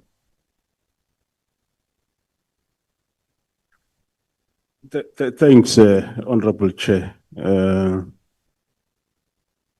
Honorable Member, I think you were in the House. You heard it, I suppose, more than once, that General Sibia ordered dockets from KZN to come to Pretoria. Well, that order have went through different people, which myself, I don't want to go through those layers. Those people will come here, they'll come and say, me, I was given this order by who to do what and what and what. So it is not the right thing for the dockets to be removed from KZN. So General Khumalo did the wrong thing. Well, he will come and explain himself through you, Honorable Chair. According to you as his superior, did General Khumalo do the right thing? Well, I told you that I learned later that he was ordered to do so. He did not do the right thing by not consulting the provincial commissioner. General Sevilla did not do the right thing by consulting the provincial commission. That's fine. So you are basically saying both of them didn't do the right thing, including General Khumalo. Yeah, they didn't do the right thing. Should he not have refused that directive from General Sibia? Well, that I'm sure he will answer for himself, but you would recall that, well, he was given directive. I don't know the rest of what entailed, what they're going to do with those docket. I'm sure he will be able to give evidence to that effect. Is he following your example, Commissioner, for when the minister told you something unlawful, you also didn't refuse? Is your subordinates following the lead of the head of the agency? I wouldn't say he's following my example. I'm sure you can ask him. He will answer for himself. What do you think? It's very similar to what you are doing. Is that the reason why you are overlooking it? Because you are putting the blame squarely on who gave him the direction, but not holding him responsible for taking the action. Yeah, through your Honorable Chair, I think you are aware that I did take action against General Sibia for doing what he's doing. What action did you take against General Khumalo for doing what he did? Well, I'm taking action against the one that started this whole thing. And that's what I mean. Therefore, you are interpreting it in the same way when it comes to you. When the House questions you on why didn't you stand up against an unlawful instruction from the minister? You also want the country, rightfully so, to hold the one responsible for directing you. But that does not mean you are not responsible either for not standing your ground. And it's for that reason that you are now giving the same justification for General Khumalo.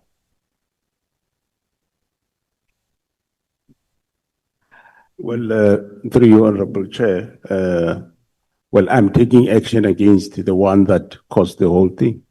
And I think it's the right thing I'm doing. And everyone that is attached to it, he had a duty to refuse an unlawful instruction. He had a duty to do that. He did not.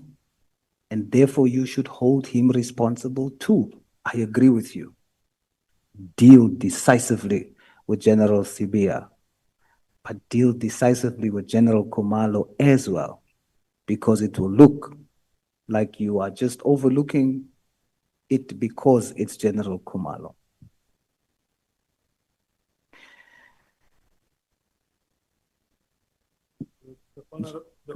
The honorable member, your time is up. My time is up.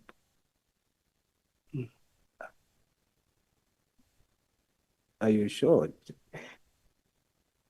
Chair, are you sure?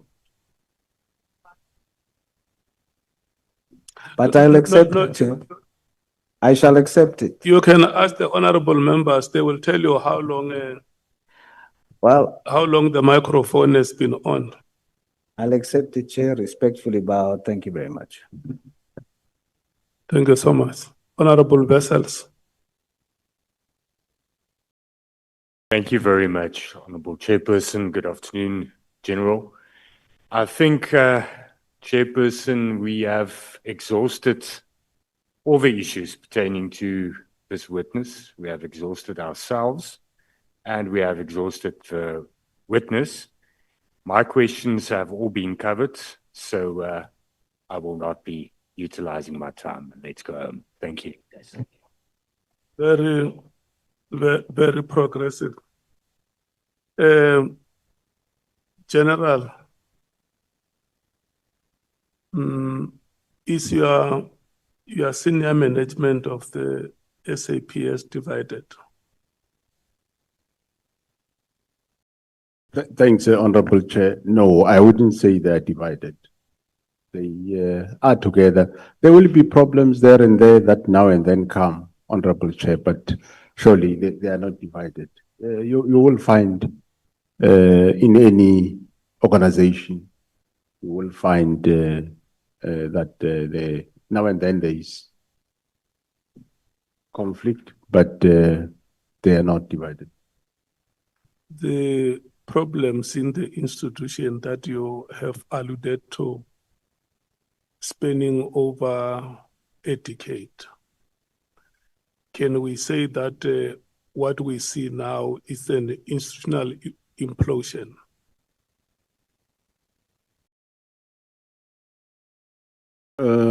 Yeah, Honorable Chair, I would say,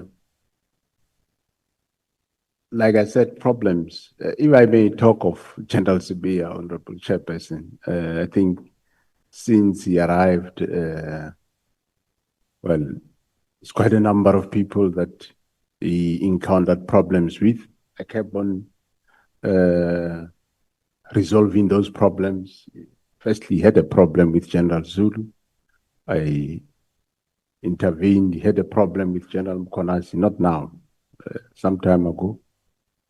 And before I intervened, he had a problem with General Kumalo. I spent almost half a day resolving that problem and was happy that it was resolved. Had a problem with General Msikidi. He had a problem with General Nkua.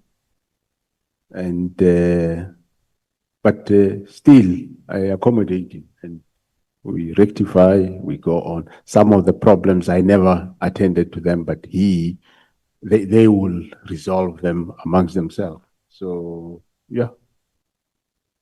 Because the reason why I'm asking this, honorable members, is that since the proceedings started, there are so many names of generals who have been mentioned here,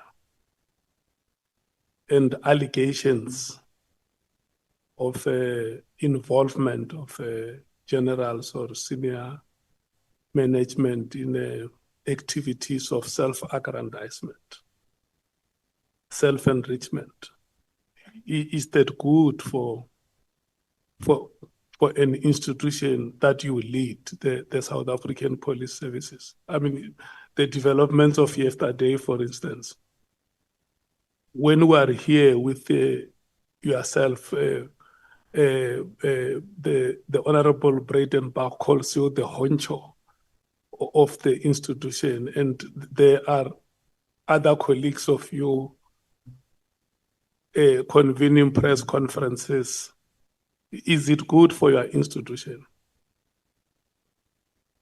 Thanks, Honorable Chair. It is definitely indeed not good for the institution. Hence, you have seen that I have enlisted this assistant of, while we are doing investigation in areas where we pick up that there are problems of crime and or misconduct. Hence, I enlisted the help of SIU to come and do a lifestyle audit of everybody so that we can know who we are dealing with and who's clean and who not, starting with myself.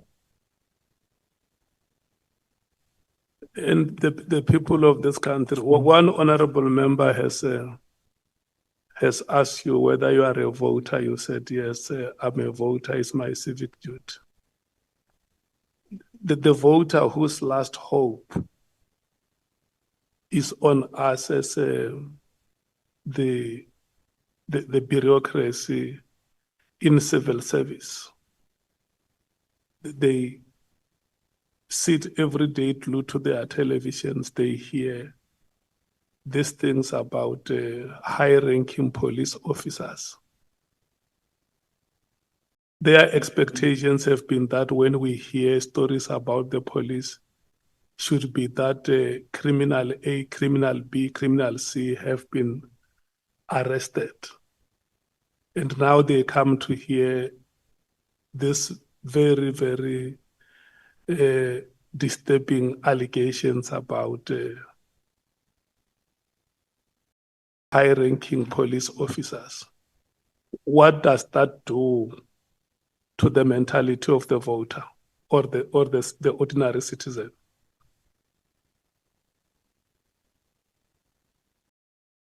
Thanks, Honorable Chair. Yes, I agree that it raises a problem of trust. It raises a problem of that the voter, or as you say, or the community should continue trusting the police the way they do. I do agree that that is a problem. And it is an area that we are going through. And as an organization, we are not sitting back. As we are dealing decisively with areas where there is crime, Honorable Chairperson, and also cleanse ourselves by making sure that everyone that is there is above board. I'm sure that will go a long way. I know it's not an overnight process, but by making sure that we know who's who, and that will definitely will improve the morale in the organization, and it will improve also the trust outside there in the police. So the quicker as we are embarking on lifestyle audit and investigations carry on in terms of areas where there are, be it criminality or misconduct, we finalize that, we'll be able to move forward. My last question would be that, do you still have hope as the leader of the institution that these senior ranking officials against whom allegations have been made and some were made by yourself do still have commitment to turn around the SAPS and make it an institution of choice? Thanks, Honorable Chair. Well, those areas where there are allegations, of course, we will, as I'm saying, we subject that to investigation of misconduct, and the criminal investigations will also take its course. And yes, I do believe that we can still turn the ship in the right direction.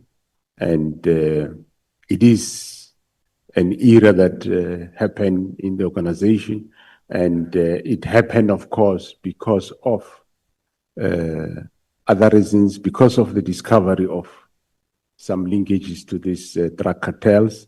And it's a good thing that we investigate that and make sure that we get to the depth of it and root it out. And I think after we do that, we will definitely have an organization running forward without any suspicion or accusation. Senior Counsel, how much time do you need? I'll try and be as brief as possible. I've got no questions about Mr. Kuneni. Just to clarify a few things. The first thing you asked me, General, was to just clarify the question about when I put it to you, I had agreed that no national commissioner appointed had served their 5 years, but there is one. Yeah, that is correct, Honorable Chair. The first national commissioner after democracy, Commissioner Faizan, he did complete his term. Yeah. You've been criticized, questioned about your response to the directive of 31 December 2024. But we know as a fact that that directive has in fact not been implemented. The task team has not been disestablished. In fact, you approved the budget of the task team effective to 26 March 2026, and you actually denied a request from Lieutenant General Sabia to make money available for a differently constituted team. That is correct, Honorable Chair. I did allude to that. And yeah. Also, when lawyers look at sections 206 and 207 of the Constitution, they lick their lips, because you'll find one lot being very clear that you have management and control of SAPS and that ministers may not interfere. The other lot will say there's ambiguity and there's scope for interpretation, that the minister, because the words used are directives, in charge of policy, and so on. So just to put it on record, General, that it's far from clear. In your case, you, one, didn't implement the directive, and two, whatever you gave to the minister was to kick the can down the road, as it were, and not in fact implement it, but to phase out the team. But the PKTT is still in existence as we speak. And that is correct, Honorable Chair and members. The PKTT is still at work. We are working towards increasing personnel and other resources. And also, we are establishing one in Gauteng because we also do have problems in that province. We know from General Mkonazi that he obtained an affidavit from you on the 4th of July. Is that correct? Or a statement? Yeah, that's correct. That's correct, Honorable Chair. Now, he wouldn't disclose the statement because he said it for now forms part of a criminal investigation. We would like to know what is in that statement or affidavit on the 4th of July, because his evidence was also that he was not going to go into the media briefing on the 6th of July without that statement from you. Well, that statement, Honorable Chair, it talks about the defeating the ends of justice is more a case. It talks about those that participated in efforts to disestablish the PKTT. That's what the statement would entail. Would you object to making that statement available to us? I can make it available, provided it doesn't get into the public domain. Into the public before it gets to court. So thank you. We'll ask crime intelligence to look after that one. Now,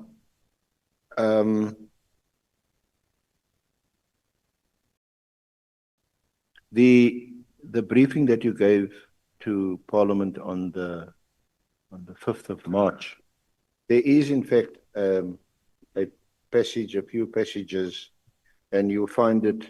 You don't have to look at it now. It's just for the record. Okay. Where Lieutenant General Mkonazi does make some strong comments about the instruction to disband the task team, and from it's at volume 3 of your record at page 259. Okay. Can you recollect or recall that from what he was saying, and I know it's difficult, so you can't ask about body language because it was an online meeting, that he wasn't happy. He made comments at the beginning of the meeting. He commented twice. close to the beginning of the meeting and then towards the end. And at the beginning, he mentioned sections 206 and 207, mentioned them. And at the end, he was unhappy. That's correct. I know he did. He was.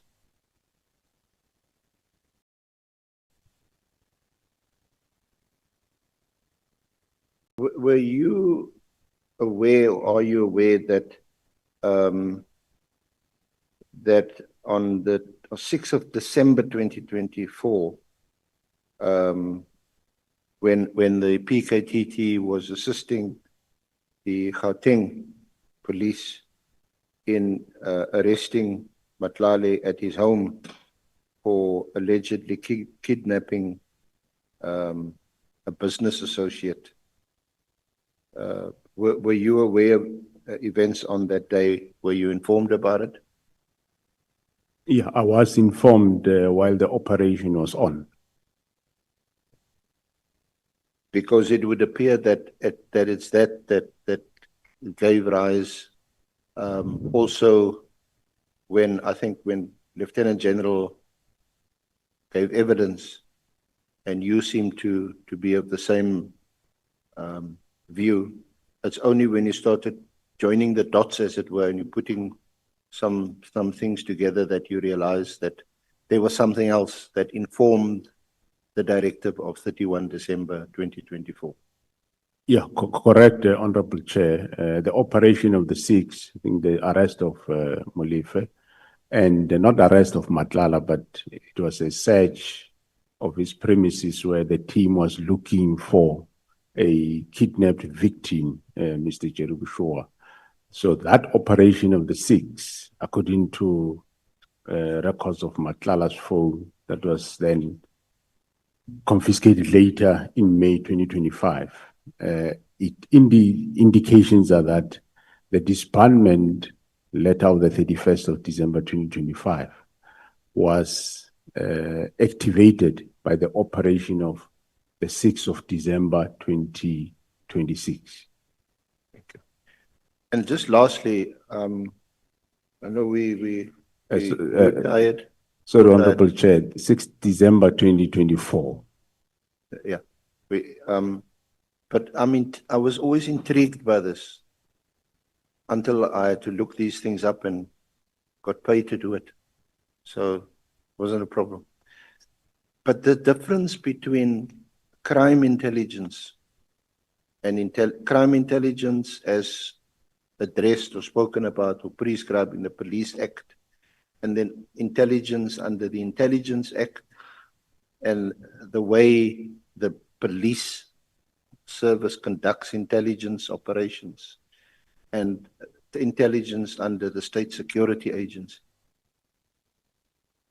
I think many of us, many people would want to just understand those crucial differences, because even in the Lieutenant General Konazi's evidence, he at one stage there was talk of bringing in the State Security Agency to conduct some or other operation. I don't know whether to assist the crime intelligence. So perhaps just give us your understanding of how the two operate. Do they complement each other? Do they do different things? I know State Security Intelligence mainly is concerned with protecting the borders and the integrity of the Republic.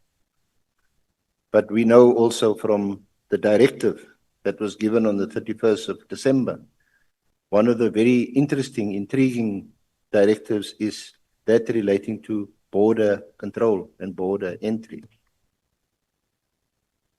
Yeah, thanks, Honorable. Sorry, I didn't mean to give evidence or make a speech. Okay, thanks, Honorable Chair. The State Security Agency, of course, is responsible for intelligence, more on the country, security intelligence for the country, state security. However, crime intelligence deal with intelligence relating to crime. But the state security, as they do their work of state intelligence, they will come across intelligence relating to crime, so that they will obviously pass to crime intelligence. And in terms of the cluster, the Justice, Crime Prevention and Security Cluster, commonly known JCPS, state security is part of that cluster, just like defense, NPA, corrections, and all other departments. So when we do work, we work as a cluster, hence they will have a representative. They might not have a representative down on the ground, but in meetings, they will have a representative. As and when they pick up whatever they will, if it's crime related, they will give to us. That's the difference between the two. And they are, of course, controlled by the National Strategic Intelligence Act and all other legislation related to intelligence. But the crime intelligence is a division of the police service. And they are collecting crime on intelligence. So their activities somehow are controlled by National Strategic Intelligence Act. And both conduct covert operations. Yeah, well, they can be, yeah, both. Crime intelligence is accounting. We have the two accounts, both covert and open account. That's how the nature of how they conduct business. Just lastly, would you, because it's also one of the things this committee must look at in terms of proposing some remedial measures to Parliament, would you appreciate a clarification of what 206 and 207 means? Or do you have a clear understanding of what it entails and what it means? Well, I think I do have understanding, but where clarity comes in,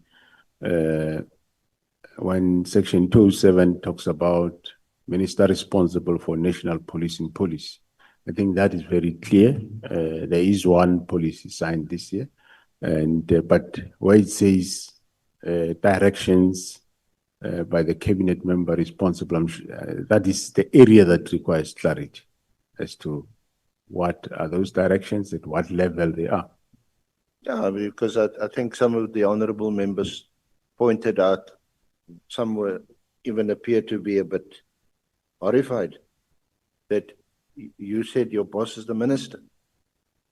You're accountable to the minister. So I'm just flagging that and asking you whether whether the committee could be of some assistance in that regard. Yeah, thanks, Honorable Chair. Indeed, as I say, yes, the committee should assist in terms of what level directions does it, are those directions that the minister can give to the National Commissioner. If there can be interpretation of that, I think it will assist the situation. But of course, remember the question says, manage the police, the subject to national policing policy, which is developed by the minister, and the directions from the minister. So I do report to the minister. It's not an anomaly. Yeah. But also I do report to the president. Because a number of honorable members had also described you as the most powerful person in the country. And it would be of concern that the most powerful person is also reporting to someone higher, other than the Almighty. Yeah, I do not think, well, I don't think the post of the position of the National Commissioner is the most powerful. There is legal framework to that. And the responsibility, yes, is huge. And the money is little or is not really sufficient. You actually forsake your life when you are in this position. You don't have life, private life. It's not career limiting, it's life limiting. Well, in terms of career, I do not have a problem, Honorable Chair. I'm actually beyond pension. You could become a minister. I'm 62-year-old, so I'm actually a pensioner. So I wouldn't even want to be a minister. No. Thank you very much, General, Thank again, you. for your cooperation and all your time. It's been a difficult time.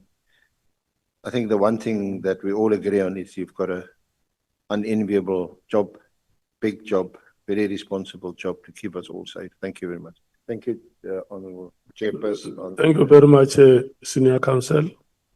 We want to take this opportunity and express our gratitude, General Masemola, also for creating time from the moment we contacted you that we would want to have consultations with you until today that we are concluding the proceedings with you. We want to thank you so much.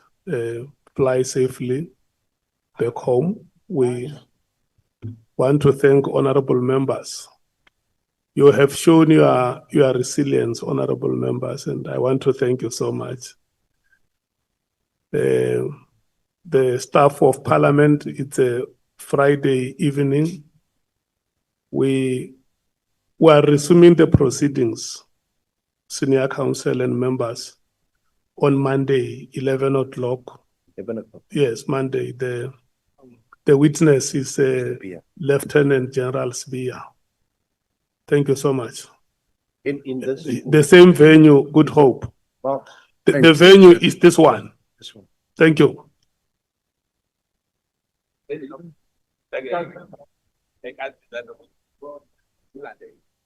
But oh, okay. Because I know everything I contact me.